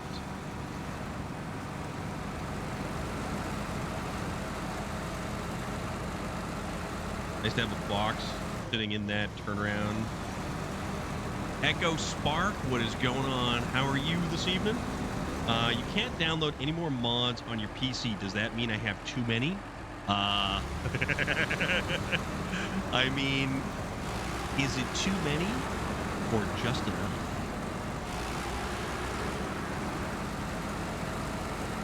But the thing about it is, like even with the Kenworth, we actually had to use the winch to kind of pull us along a little bit. Still haven't needed the winch on this one.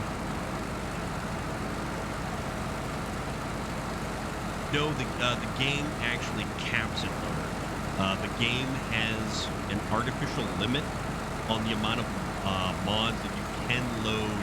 Like it has an amount of mod memory that you can load. And it's significantly lower on the Xbox and the PlayStation. They did raise the cap because effectively what happens is it becomes unstable. If you start using up too much of mod memory, it effectively just becomes a very unstable game to play.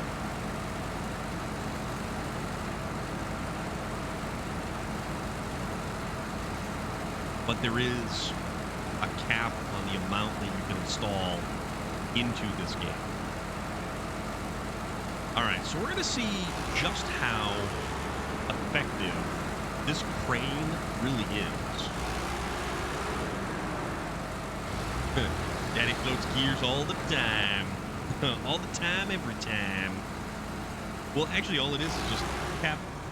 Kind of like Space Viking multiplayer games. What do you mean?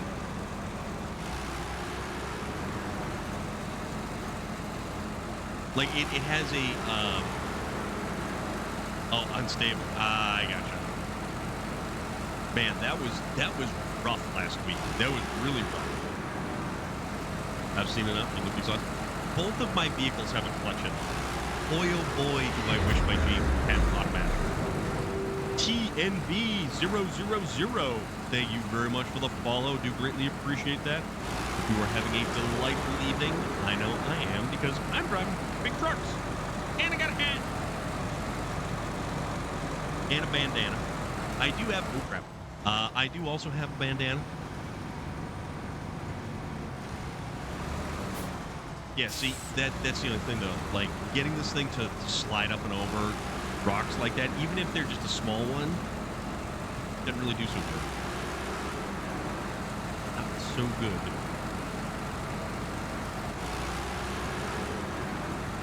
Green Hell added some things to it this week. You've been playing again? See, that's another thing. Survival games. Like, I'm very picky about what survival game I'm going to play. Never knew they made some commercial automatic trucks that have clutch pedal. Well, in video games they do.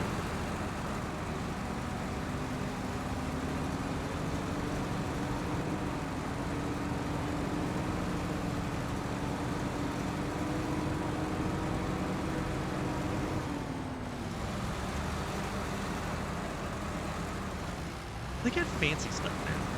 Survival games, fatal flaw, what to do when the survival has been trivialized. Valid point. Nighthawk.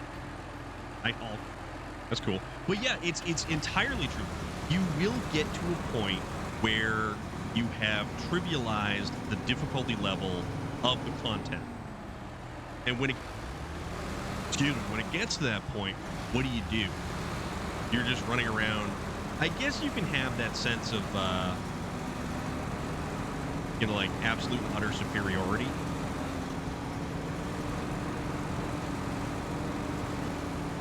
We can't push this thing around just a little bit. Most semi today are now going to an auto. Yeah, basically, because it's easier to get people accustomed to it. Yeah, see, not all of our tires are spinning. Old friend of mine just got a new truck and it's an automatic. Yeah. Actually, you know what? Hold on. See what this does.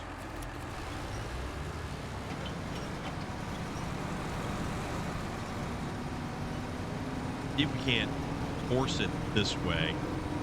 Either that or it's pretty dug in. Oh. Oh.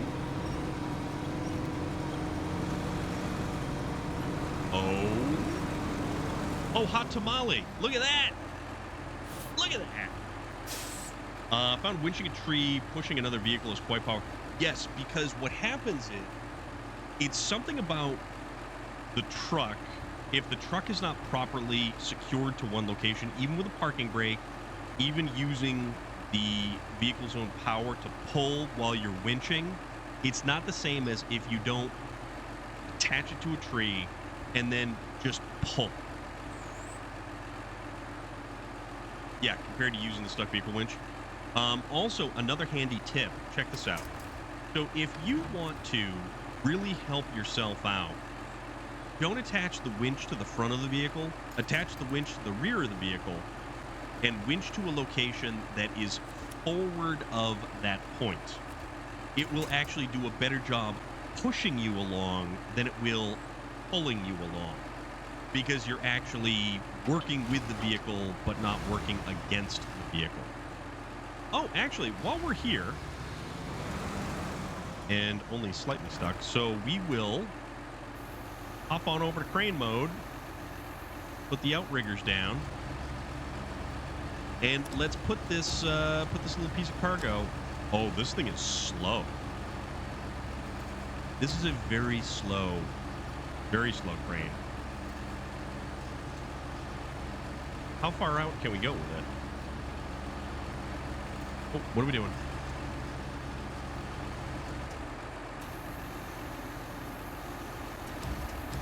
Go. How far out does this go? The longer the cable is, the more force is applied to. Interesting.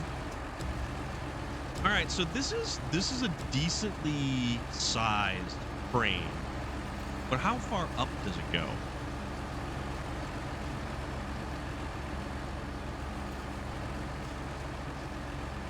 In this game, witches get weaker the less line you have out. I don't know why. That is very bizarre.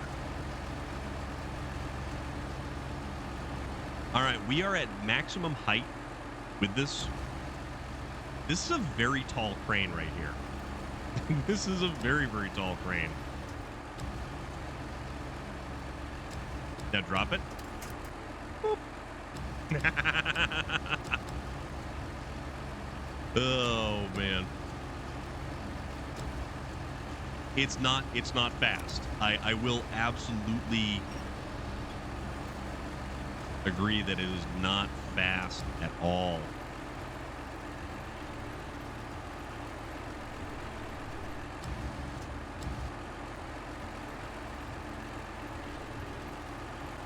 And easel it around right there. There we go. Yeah, some of the mechanics of this game are very bizarre. They don't make sense. All right, pack cargo.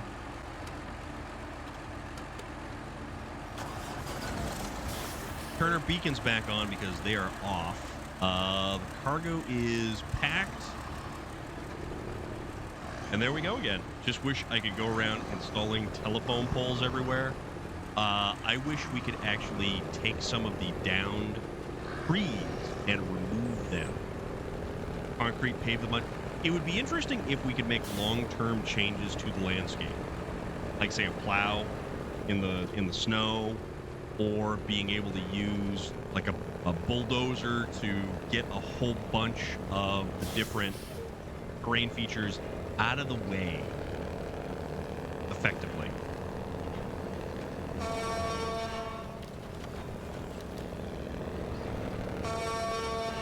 But yeah. All right, let's swing this corner and let's just wipe out these trees like they're nothing.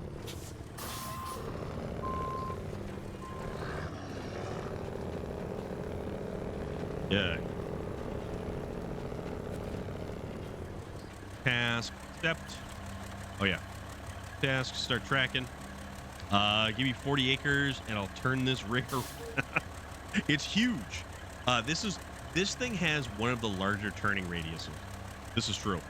Wish I had made my appointment about 2 hours later today. There's a German restaurant right around where I was at that serves sauerbraten. Love to be able to snowplow. I think you can in Farm Simulator. Maybe it's a mod, but it doesn't look that great in Yeah, I think some of the mods or some of the physics engines. Friday is the day we lose. Oh, that's right, because Starfield comes out on. Who's playing Starfield? There we go. So that is both of those have been achieved. Also, I forget that we actually have supplies on the top of it. So Reefer's playing it. Monster Buck already got it installed. I need to, if I put it on my Xbox, I actually have to make room for it. Not you. Yeah, I could go this way to bring it back. Apparently, people are running into game boundaries. So I read an article on that. It's interesting because some of the developers who were actually involved in the game had said, time out. We can't discuss it right now, but I think it's a single player. I have to wait 5 days because your shift pattern starts Friday. Oh. One of these days you're gonna get into some Forza with us.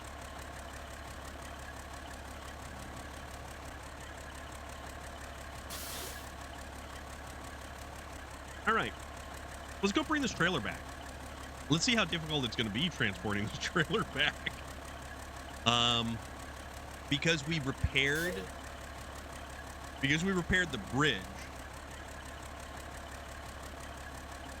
I've been out of it since last season ended. Yeah. Aiden Sim Racing, what is going on? How are you doing? You're more co-op player and for MMO. I mean, everybody has their own interests and likes, and it's totally cool, you know? Doing good, awesome to hear. Very awesome. Forza, the first game out the window. If I can't get an expansion card because it's taking up 180 gigs for only playing, yeah. Well, I mean, there is that. That is understandable. Played it hard to get the Cornet from the reward, but all the Italian stuff this time does not interest. So, I kind of like doing the weekly stuff because I want to be able to, if it's there, I want to get it. Random scotch. How random of scotch? Is it like a roulette wheel of scotch? Like how random are we talking here? Don't have school because of the hurricane? Oh, that you had mentioned that the other day, right?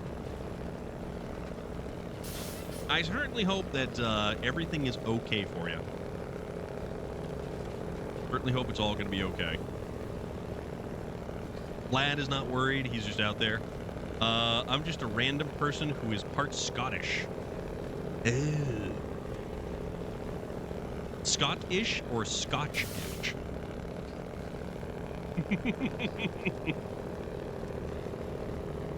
You just want all the muscle cars? All right. You as well. I just started to, well, you know, such is life, and life, you know, it is always going to throw us a curveball. Never forget that. Always the best laid plans are subject to going completely sideways. Forgot about that emote. What on earth is that thing? Cinder? What's a cinder? That's a tree.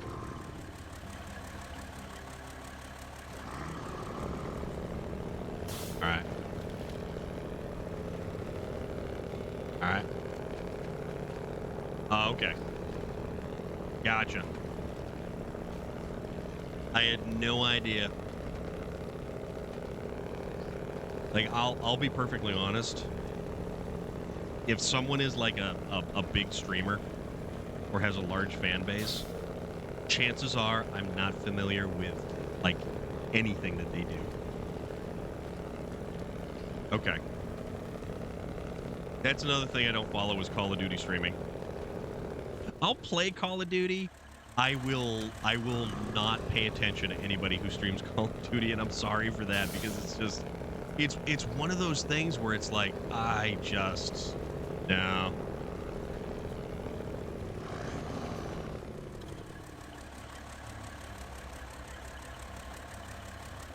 So you're not saying that you're Connor McLeod of the Clan McLeod.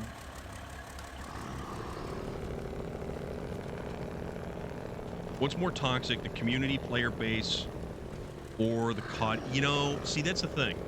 Ori, that is a perfect example. But then again, here's another kind of idea behind it.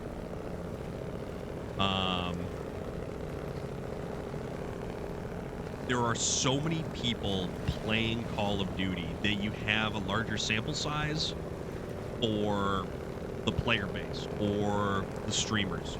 See, where SnowRunner, you don't have nearly that many people. You got the game, though? So you've got so many more people who are, in fact, playing and streaming Call of Duty. So you've got a much larger sample size as compared to SnowRunner. Nobody's playing this game. And if you don't believe me, hop on Twitch, see how many channels are actually streaming this, and it'll give you a much better idea. Scottish Gaelic for I play SnowRunner as well. I use realistic mods with it. I use no mods. We are playing no mods. This is Season 10, and we're having a blast with it. But actually, funny enough, random scotch, I am going to the New Hampshire Highland Games middle of next month, and I'm very much looking forward to it. I am going to probably be listening to the band Albanac, which is a wonderful band.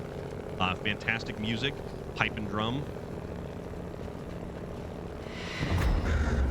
Random Scotch, thank you for the follow. And we were just discussing. So Starfield PvP, I think it's Loader, I think it's more like Fallout 4 or Skyrim. We were just discussing the opening song of Boondock Saints, so the Blood of Cuchulainn, which is awesome. When it comes to music for me, I listen to Scottish sea shanties and a bunch of other stuff. Okay, now you've got my attention. I listened to the sea shanties from Assassin's Creed Black Flag, and I think they're amazing. Yes, exactly, Loader. It is just a single player. Correct. Because Fallout, Skyrim, Ailstorm is awesome. Ailstorm is another fantastic band. That game has the best sound. It does. I guess I'll have to wait till tomorrow for downloading. Yeah, Ailstorm's a phenomenal band. Though, if you want something very primal, very, just something ancient, something different, something unique, we're going to talk about Ilung. Let's see, Valhalla Calling. My mother told me, and some others that aren't coming to me. The Viking soundtrack, that's got a lot of that stuff on it. Relic knows the Killing Floor. Relic, what the hell's the name of that dude that you're always talking about that I can't remember the name now that I'm trying to remember the name? But yeah, Valhalla Calling, my mother told me, that is some impressive stuff. Yeah, Killing Floor is all metal. But if you've ever listened to Heilung, if you've ever listened to Wardruna, that right there, you know, that guy with the face and the thing and the stuff and the thing.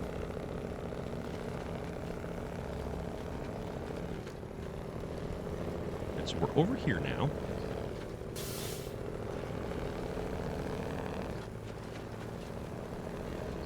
All right, what is the name? Now I gotta look it up.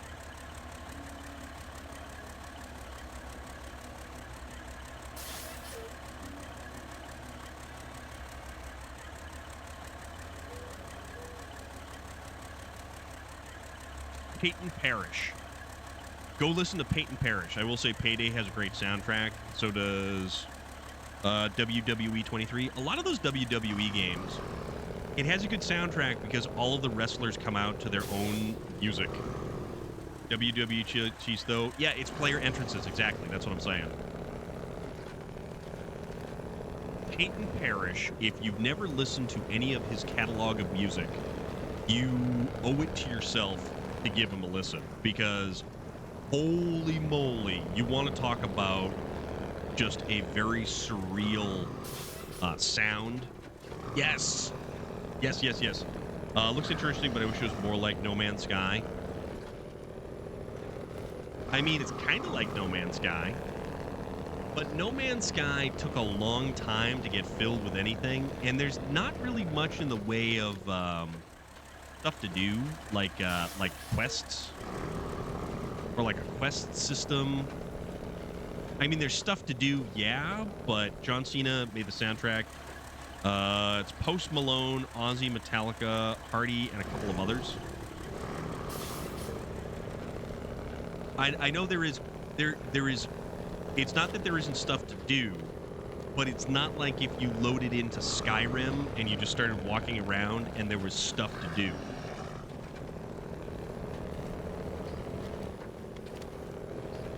Like, for the entirety of the universe of No Man's Sky, I still think Skyrim has more stuff to do with it. All right, we're bringing, and one tank of fuel. We did one tank of fuel, no top-offs, and we made it round trip. No Man's Sky failed the survival thing I mentioned before. The survival part is trivial within minutes. The rest of the gameplay is farm, upgrades, great. Exactly. Yep. Exactly.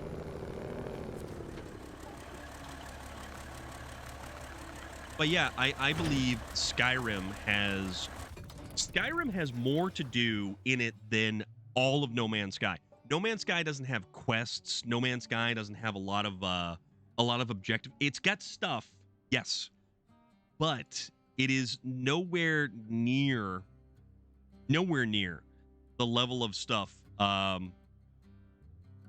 They added quests. There are a few survival games that are as good as Fallout. I don't know. I wouldn't call Fallout like a survival game, though. That's the only thing.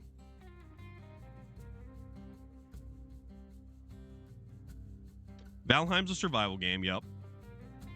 Cyberpunk you can get lost in. Well, that's one of those giant open world style games. Icarus found a way to more or less do it. I mean, are we talking Kid Icarus for the Nintendo? If we're talking Kid Icarus for the Nintendo, I don't think I've even heard of Icarus.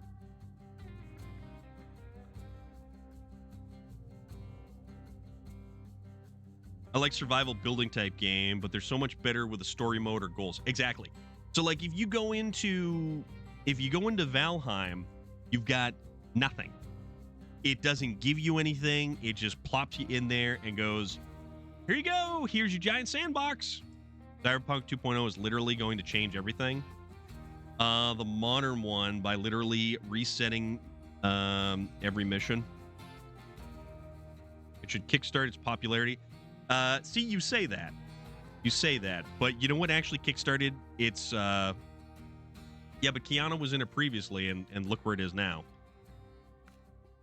So here's the thing, though: Twins in the Woods. Ooh, okay. Cargo container, 2 cargo containers, small pipes, service spare parts, and metal beams from over here. Okay, no, this is gonna be good. Yeah, let's do this.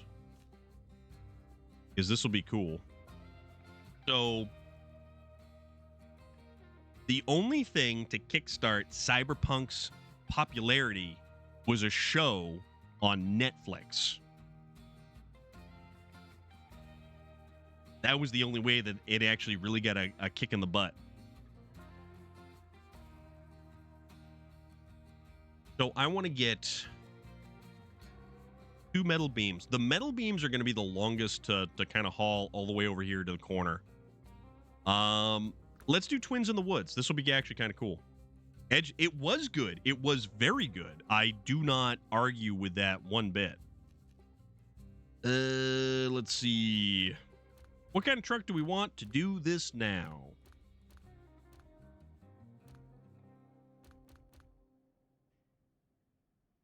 Phantom Liberty is on a world tour.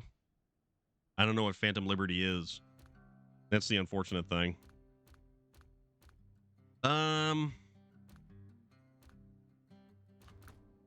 We could do this, actually. Hold on.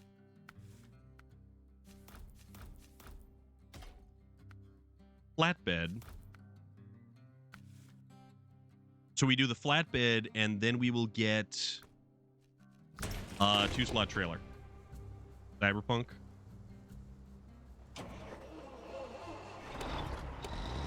It's not, it hasn't showed up on my radar, really. That's the only thing about it, you know? And I realize that it is going to be a thing. But, like, CD Projekt Red is doing a traveling Gamescom style presentation. Okay. All right, so what we're going to do is we're going to go all the way over here. We're going to pick up the trailer store. Then we're going to go to the factory, get the 2 metal beams, and then we're going to transport it all the way over to this corner here. Even the tickets look cool. That's one thing I miss. I miss physical tickets. I want physical tickets. Like, if I'm going to the movie theater, I want to have a ticket from the box office that shows that I went to a place. I'm waiting for the new game from the creators of Subnautica. It's going to be in space. Oh, they have a new one coming out, Loader?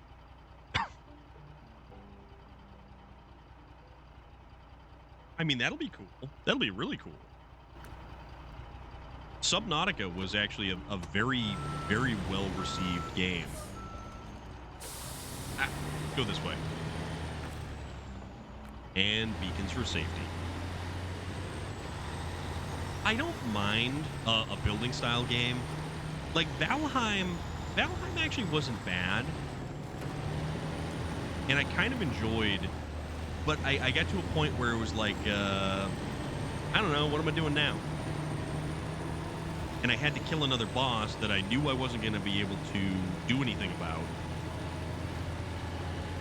Astromedica. There is a game on Game Pass. It's called Astroneer. If you've never heard of Astroneer, it's entirely worth checking out because it's fun. It's lighthearted. You get materials, you gather stuff, you build things, and it's actually really kind of enjoyable.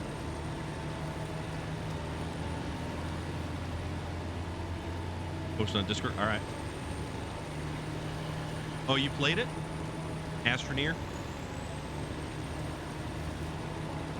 Yeah, there's a bunch of other games that I have that I've downloaded that I've just not gotten around to playing, which is unfortunate too.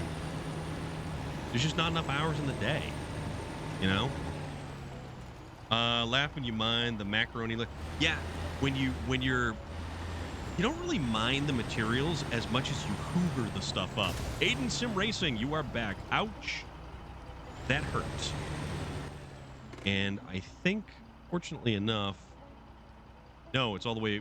We could still hit that. Yeah, we could cross over here. We could hit that, and then we could head back over there. That's what we could do. Because we took a shot at the suspension. And it's just brushing up against the littlest of things, and then, well.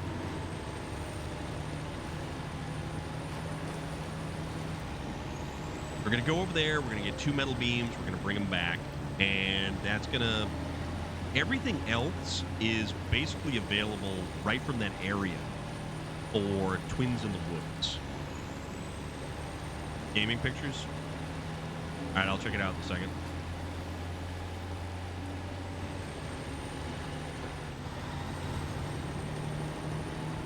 Oh. High gear in this is pretty good. If you don't have any cargo in the back, kick it up into high gear, and it powers itself along.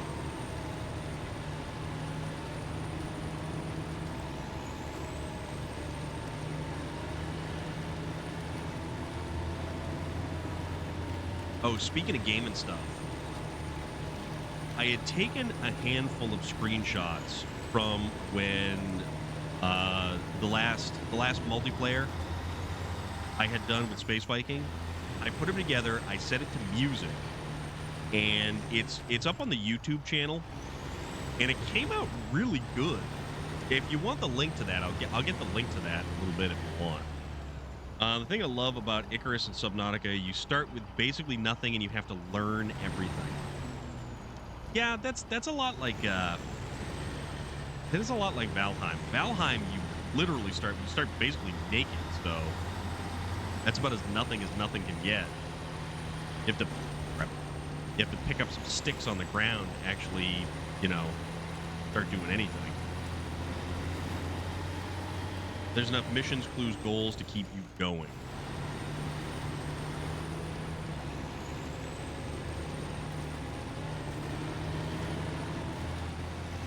That's how Icarus is.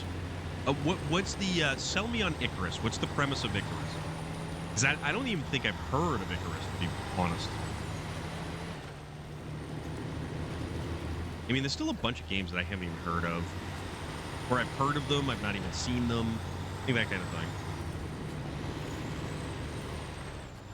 Sell me this pen.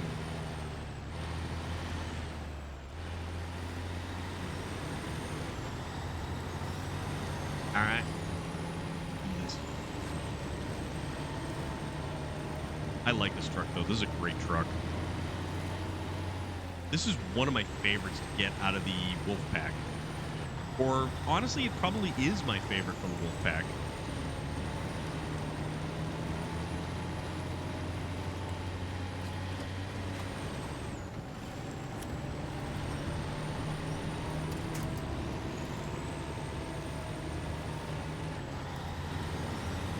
Icarus is you are landing on a planet that is poisonous to you, terraforming failure, you have missions, the weather and the wildlife are your enemy. Every time you land, you start from scratch, chopping down trees, mining, building your shelter to withstand the weather until you can do your objective.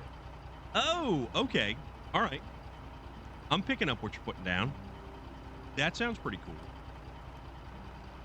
It actually does sound fairly interesting.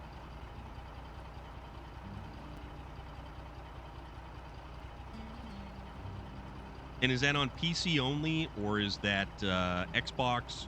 What's that on?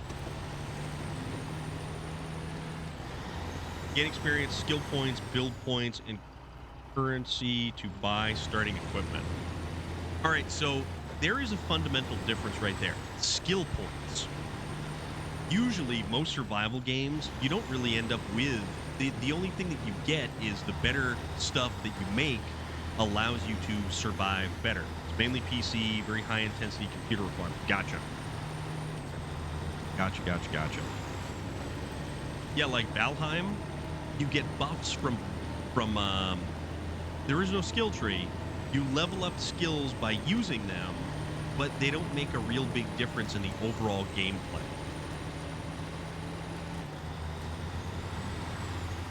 Skill points are similar to Diablo, but mostly passively. 15% more carry capacity, minus 10% food usage. So stuff that does end up adding up over time. All right. No, that's kind of cool.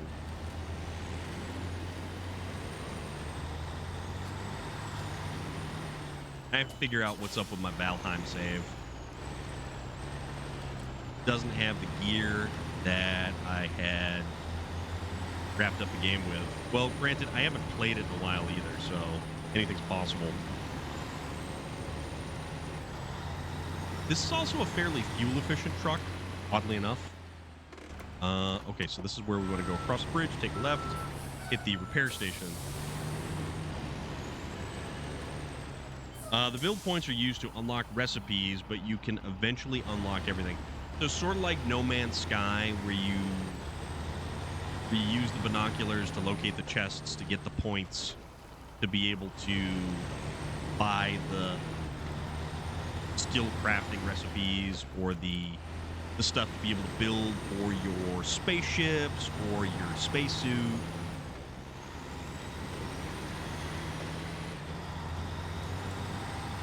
All right, here.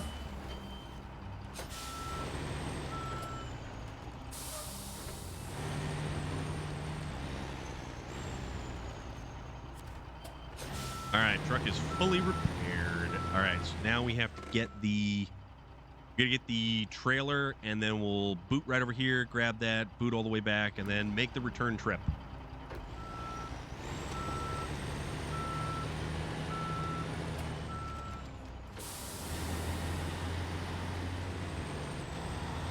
All right.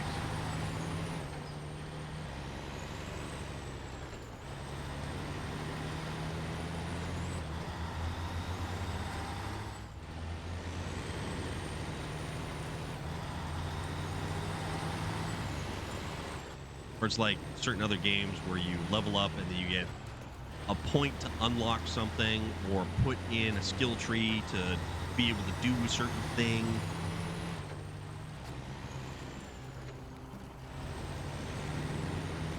All right, where's my trailer store? Trailer. Trailer store. Store is, oh, nope. Past trailer store. Back up. You get experience harvesting, skinning, killing, mining. Gotcha.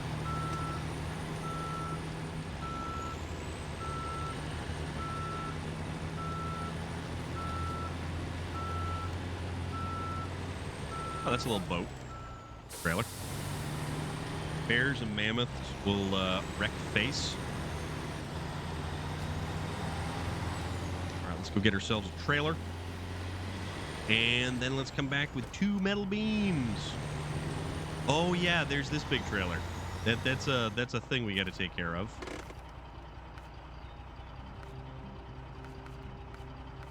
Want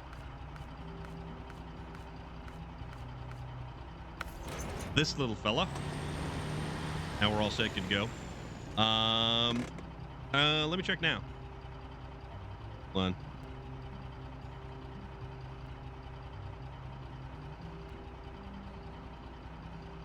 Oh, so it looks like a printed circuit board. Okay. All right.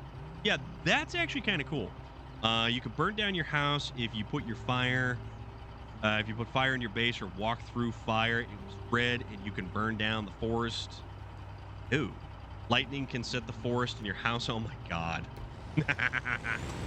So, what was it? I was playing Chivalry 2, and one of the objectives, you had to burn down, like, you're an attacking force and you have to burn down the enemy village.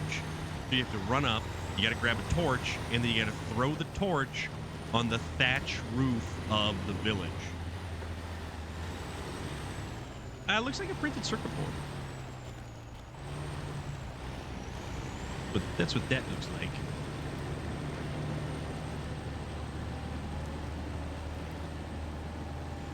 Granted, I have no idea what a cyberware insert actually looks like. The lightning in Red Dead 2 is impressive. That was always so cool to look at. Those thunderstorms and stuff like that, amazing. You know what? Shadowrun for Steam. Once you get to stone building, it gets way easier. All right. Shadowrun.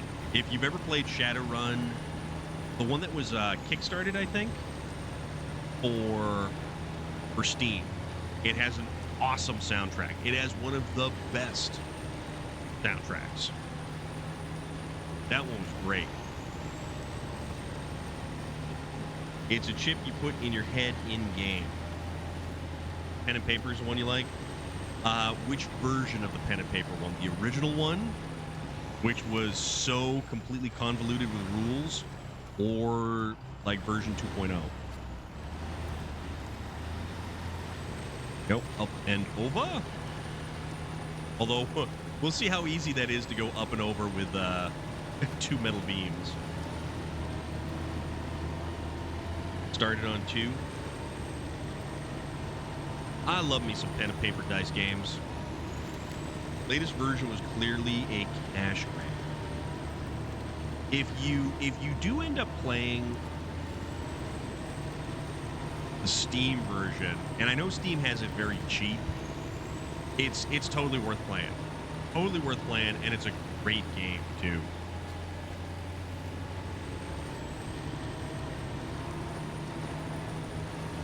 I had a troll in a business suit. A whole bunch of cyberware. That dude would wreck shop. Like hand-to-hand combat, that dude would just wreck things. And then you can get the interfaces so that you can have like weapon systems that are interfaced with your brain meats.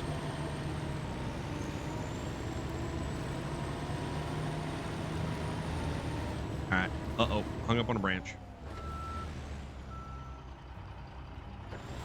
I always built myself as a plausibly plain human with top-tier cyberware.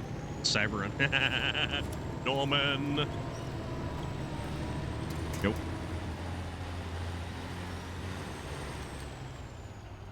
The Room Da Vinci series.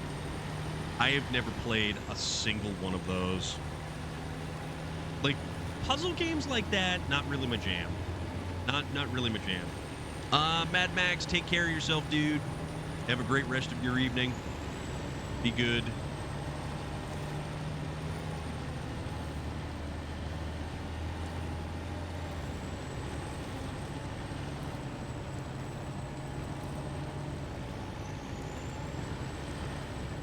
Like the challenge of it. Yeah, if I have downtime to play a game, probably chances are I'm not going to play a puzzle game. Only 242, so you need to stay up later, is what you're saying? All right, metal beams, metal beam. There we go. We have all the metal beams that one could want to do the thing that we would need.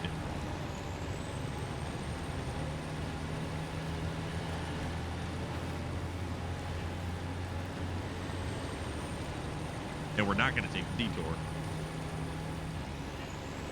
Like, even with metal beams are some of the heavier cargo in this game, and even with the metal beams, this thing just kind of chugs right along.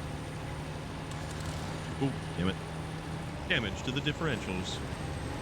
Yeah, damage to the manifold. Is that what it is? For the Fast and Furious action right there.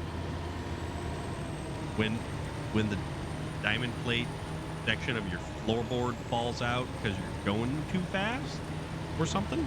I don't know.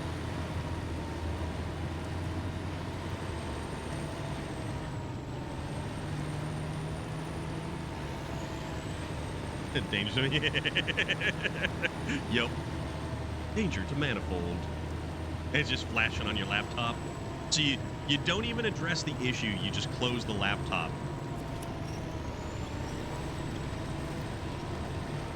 Man, there was so much stuff about that movie that we all thought was the coolest darn thing. And that movie kickstarted a revolution when it came to automotive customizing. And it was incredible. It was absolutely incredible.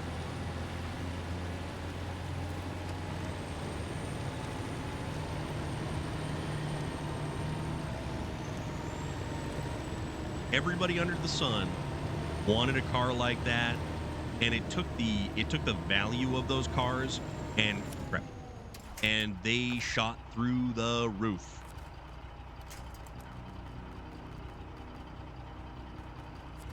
Tell you what, let's go here.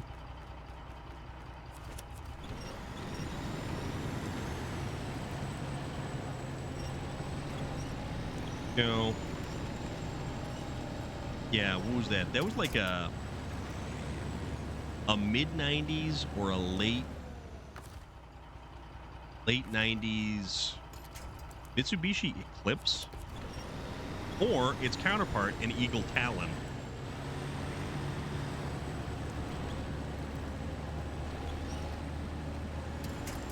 So, yeah, it was always funny to see the Eagle Talon or the Mitsubishi 3000 GT and the Dodge Stealth. Oh boy.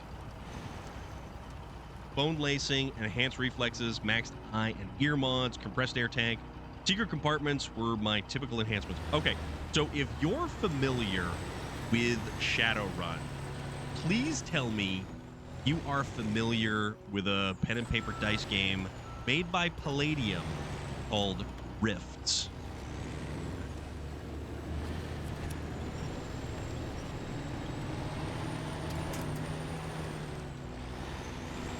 Or the VW Jetta that their computer guy ran? Yes. Oh, dude. You want to see a really cool game that also goes... I don't think it goes as far back as Shadowrun does. Because Shadowrun really goes hand in hand with the novel Neuromancer. And that was the advent of effectively what would become like cyberpunk. So if you have the opportunity, I would highly recommend that you check out Rifts. I need to charge my wheelchair, but one cat is sitting in it and the other two cats are piled up in front of it, and it's up against the door. I need to move it. These cats, I tell you, they don't want you to go anywhere, my dude. They do not want you anywhere. But you know what? I'm glad when you get out and about. And I'm glad that you got your mobility chair and that you are capable of getting out and about. Like, you have no idea how happy that makes me. Like, seriously. And Cryptid Tales, I am glad that, you know, things are all right. The BMW is now making a three-wheel motorcycle car like the Slingshot. Looked at one the other day. They run about 40K. I don't know. The Slingshot's a weird one, though.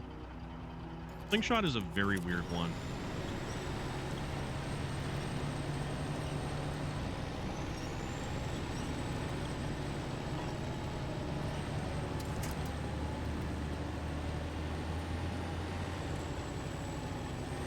All right, so we're almost there, except we're almost down to a third of a tank of fuel. We are going to have to get some fuel at some point. Bother.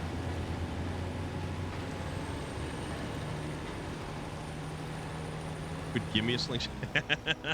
They're getting more popular. The original were called the Treks. The fueling station is right over there. We actually may benefit from going to the fueling station. Probably not a bad idea.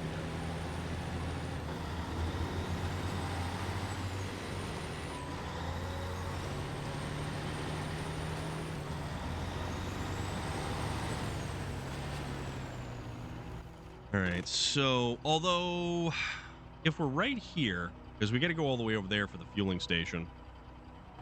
Yeah, we could just take the bridge. Super Ninja, what is going on? How are you doing? Unlurk. Unlurk away, Tractor Man. Nice to have you back, buddy. Thanks for hanging out.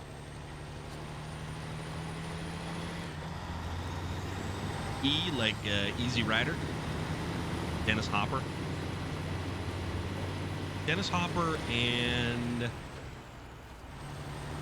Loader. Who's the other one? Dennis Hopper and wasn't Newman. It was he was in Ghost Rider with Nicolas Cage, for crying out loud. Actually, funny enough, Dennis Hopper showed up in a movie called My Science Project and ended up wearing the same outfit that he did in Easy Rider. Peter Fonda. Pud Whipper, thank you very much. Peter Fonda, you are absolutely correct. Tractor facts. When the Shutt Model 30 was released to the Canadian market in 1946, it was the first modern mass-produced tractor ever in Canada. Okay.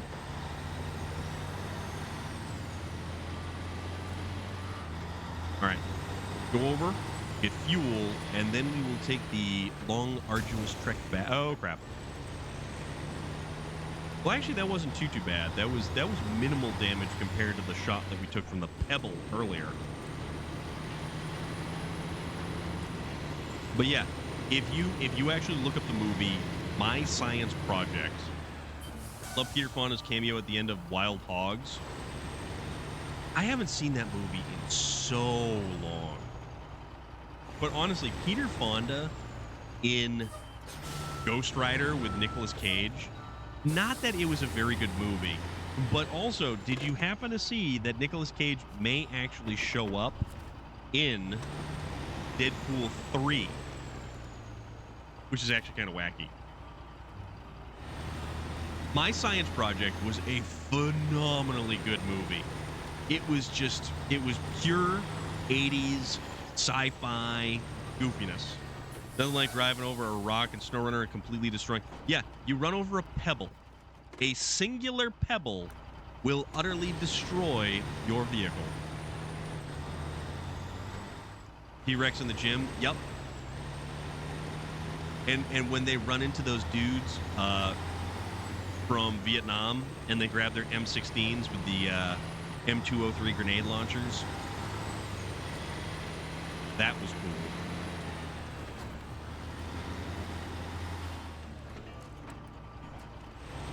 Here's our bridge. Over the bridge, then we head to the left.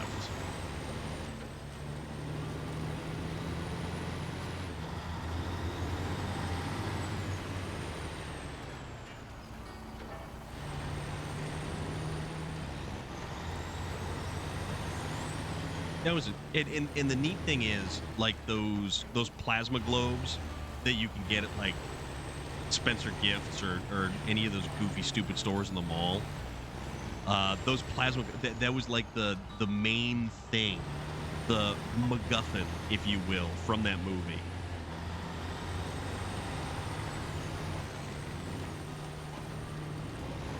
Yeah. Give it a hobbity. Yep, I have one around here somewhere. I don't know where I put mine. I forget. 12-inch one. They're cool. I always thought those were neat. I always thought they were really, really, really neat. But then they just sit there and you don't do anything with them and they collect dust. They are a complete dust magnet. Well, because, you know, they operate pretty much on static electricity and stuff too, so...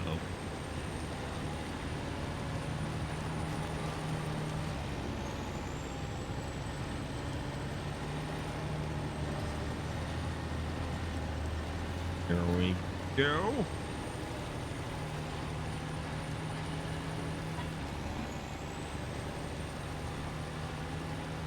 Perfect.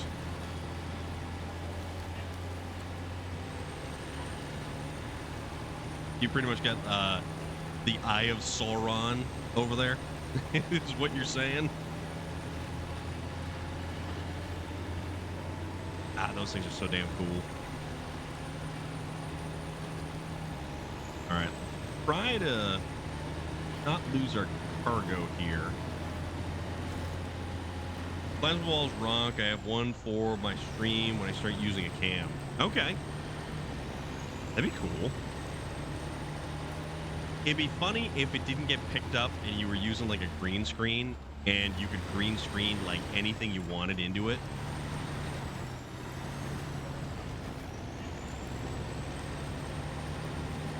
Down here.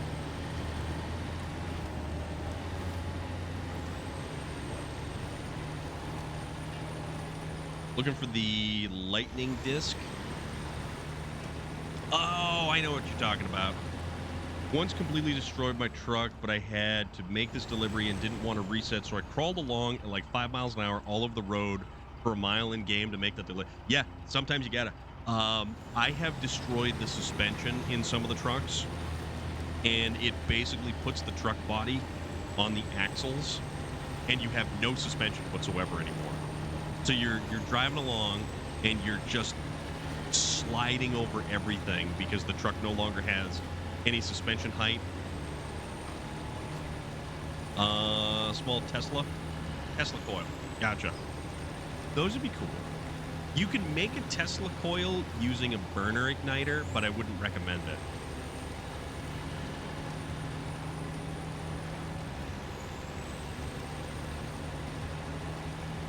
Okay.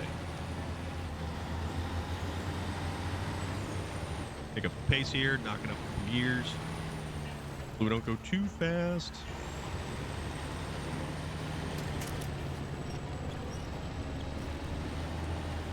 Oh, almost. Oh, no, no, no, no, no.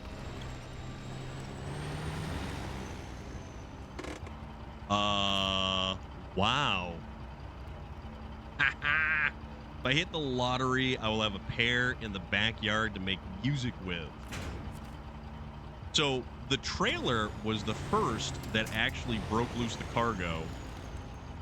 And then the truck, because we've got these really deep ruts over here, then the truck actually, but oddly enough, because the trailer was so close, it prevented the beams from sliding off the back.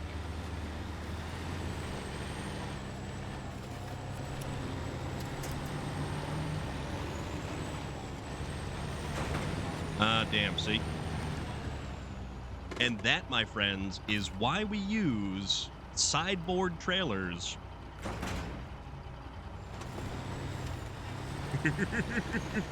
Oh boy. This is getting interesting right here. Yeah, this definitely was the more difficult section of this terrain.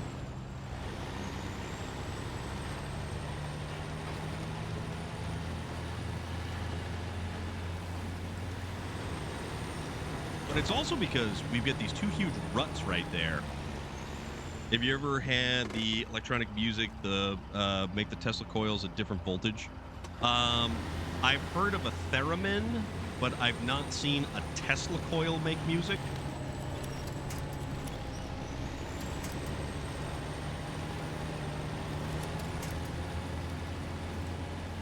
Theremins are kind of neat. You see those pop up on that Goofy show with all the nerds.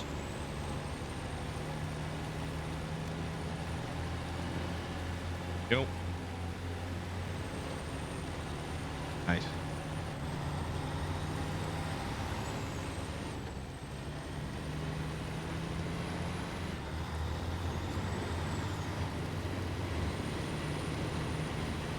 Ooh, mama.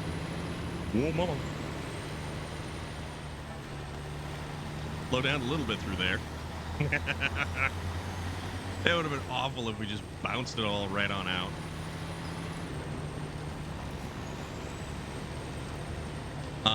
What is the thing that uses a row of spinning crystal globes and water?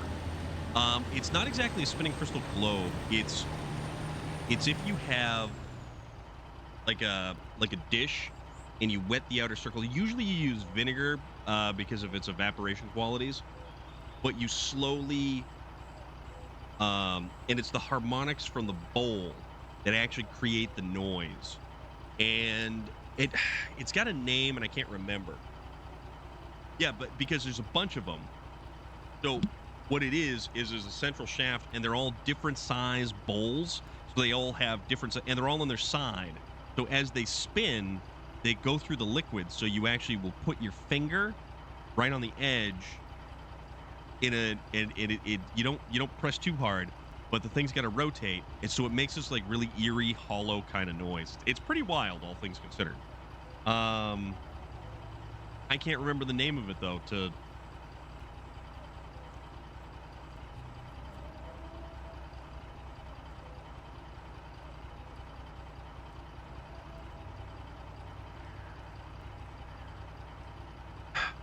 I keep thinking a harpsichord, but that's totally a different thing, and that's got strings. But that's like halfway between a piano and a harp. All right, getting there. Harpsichord's kind of cool, but that's one of those like colonial British kind of harmonica designed by Ben Franklin. Ooh, bringing in the intelligence, the class harmonica. Oh, you guys are the best. See, oh crap. Pack the cargo again. See, we come here and we learn stuff. Yeah, Ben Franklin was a wacky dude. He made a lot of cool things.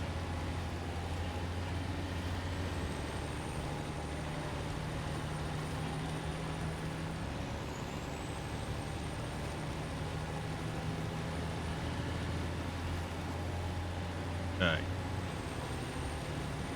All right. So we get the garage in sight. Oh, but we still have to go all the way up to the edge and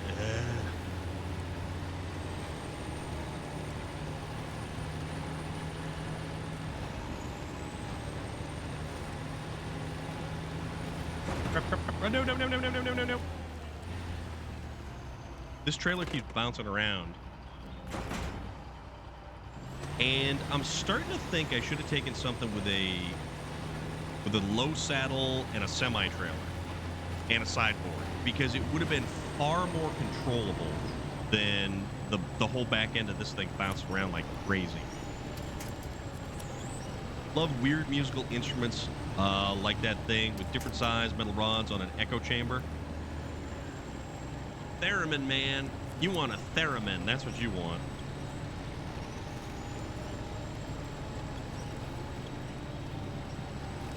Come on. For now.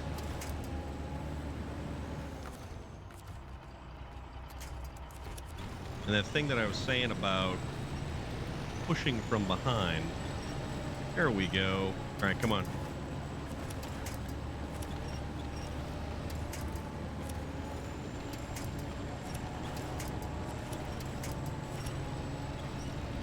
There, come on.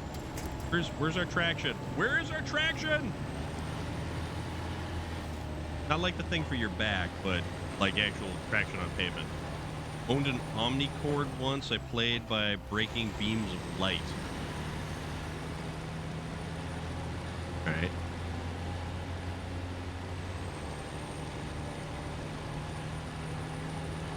Okay.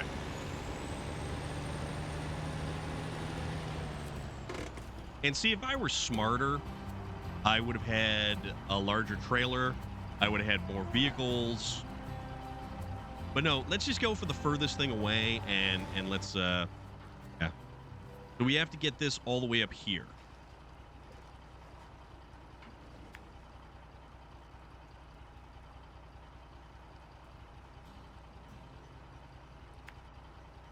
Here. All right. Right, all right, all right. Oh, and we've got a gas station that we can get over here too. So there is that. Small favors. Can't wait to put my sacks in the shop and have it all gone through. That'll cost about $1,000. Holy moly. Well, yeah, because that's all got like wacky little seals and stuff like that. That's all rats.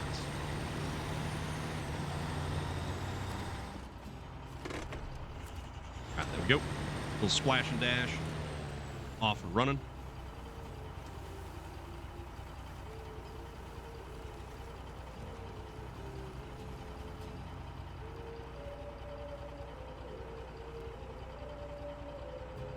check something here.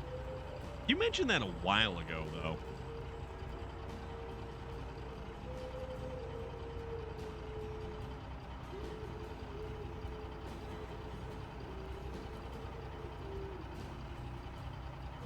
Right.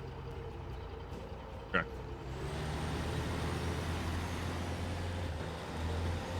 So it's been a while since you've been talking about that too.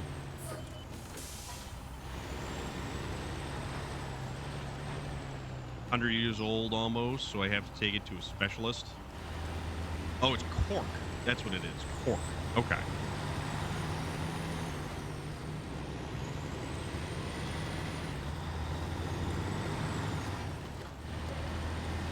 And if it was on Deep Space Nine, it would be Quark. Quark. I love me some Deep Space Nine. That is a great show. Benjamin Sisko. Awesome, awesome, awesome captain. Personally, I think he's one of the better Starfleet commanders or captains that are actually in the Star Trek fiction.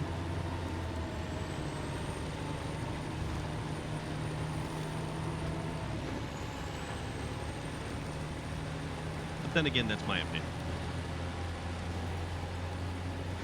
Some people like Shatner, some people like Picard. I like Picard, though. Picard's pretty cool. Picard was definitely more of a level-headed individual. But then you've got Discovery. That was a good one. I can't remember her name. Archer? Like Sterling Archer from...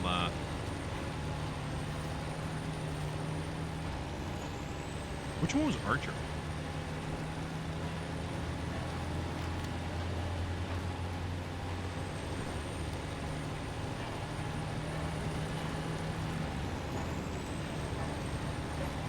Oh, bounce too bad. Enterprise. Got Bakula?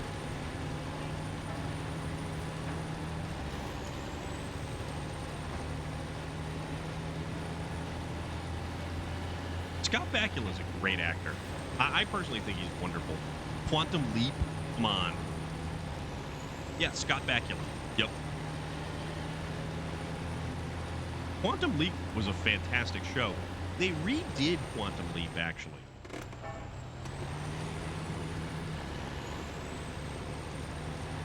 And that apparently got pretty high marks as well.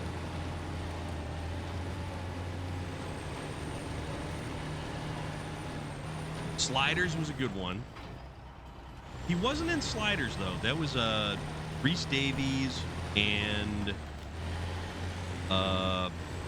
shoot, what's the other dude's name? There was a lot of people in Sliders.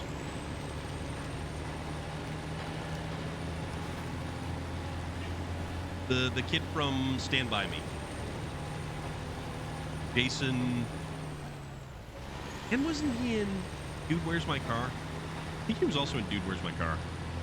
Father, don't fall off. Whoa, that was close. Wasn't paying attention.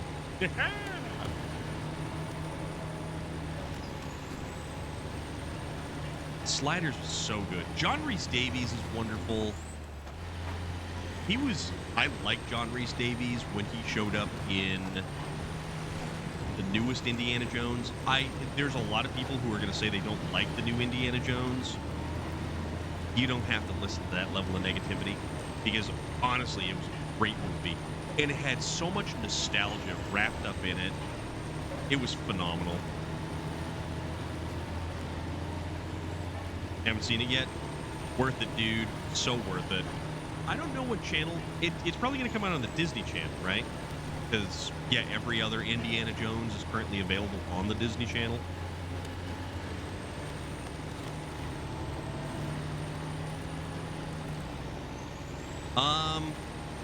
Well, the nice thing about Indiana Jones is there is no more. But no, nostalgia farming, you are 100% correct. When they do it just simply to cash in, I don't think I want to watch that one. not really too keen on that one. I mean, we've got Keaton as Batman again, but other than that, what do we got?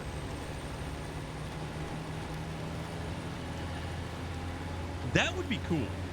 That would be very cool. And that circles around back to what we were talking about with Boondock Saints. The other dude who wasn't Norman Reedus was the young Indiana Jones in a lot of the episodes. All right. So we just delivered 2 metal beams for Twins in the Woods. But I think that is probably where we're going to wrap things up this evening, because it is 10 past 9.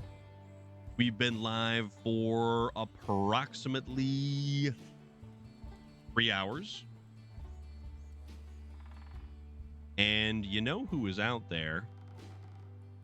Actually, you know who's streaming right now? Our good friend, Puma. Oh, dude, the Librarians. The Librarians, hands down, was one of the just the most fun. Librarians, the original movies with, was it Noah Wyle? When he applied for the job of the librarian, and it was going after the Spear of Longinus. Cryptid Tales, take care of yourself. Be good. All right, so we're going to go raid our good friend Puma, or as he is known mostly as a hostile Puma. Cryptid Tales, be good. Nighthawk, thank you very much for popping on in and hanging out, talking. Appreciate everybody who has contributed to all of the wonderful conversation that we have had this whole evening long. And Bob Newhart, yes, Bob Newhart. Rebecca Romaine Stamos shows up in the series. She's really good in that. She's fantastic in that. Ori, thank you very much. Nighthawk, yes, you are helping, and I appreciate that. Anybody who wants to contribute to any of the conversation that we have, it's always fun. It's always a good time. Puma is out there. He is playing a game called Town of Salem. Salem is actually not too far. Salem's probably like an hour away.